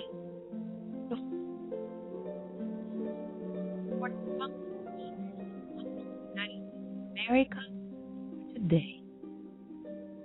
We are freer, we are stronger as planet Earth. May we be of help to keep this brain of the new civilization healthy, well guided, as we learn to guide ourselves towards you, always on the pathway to your light. Dear listeners, we thank you very much for your support and your help, and we wish you many blessings. We'll see you in a few days.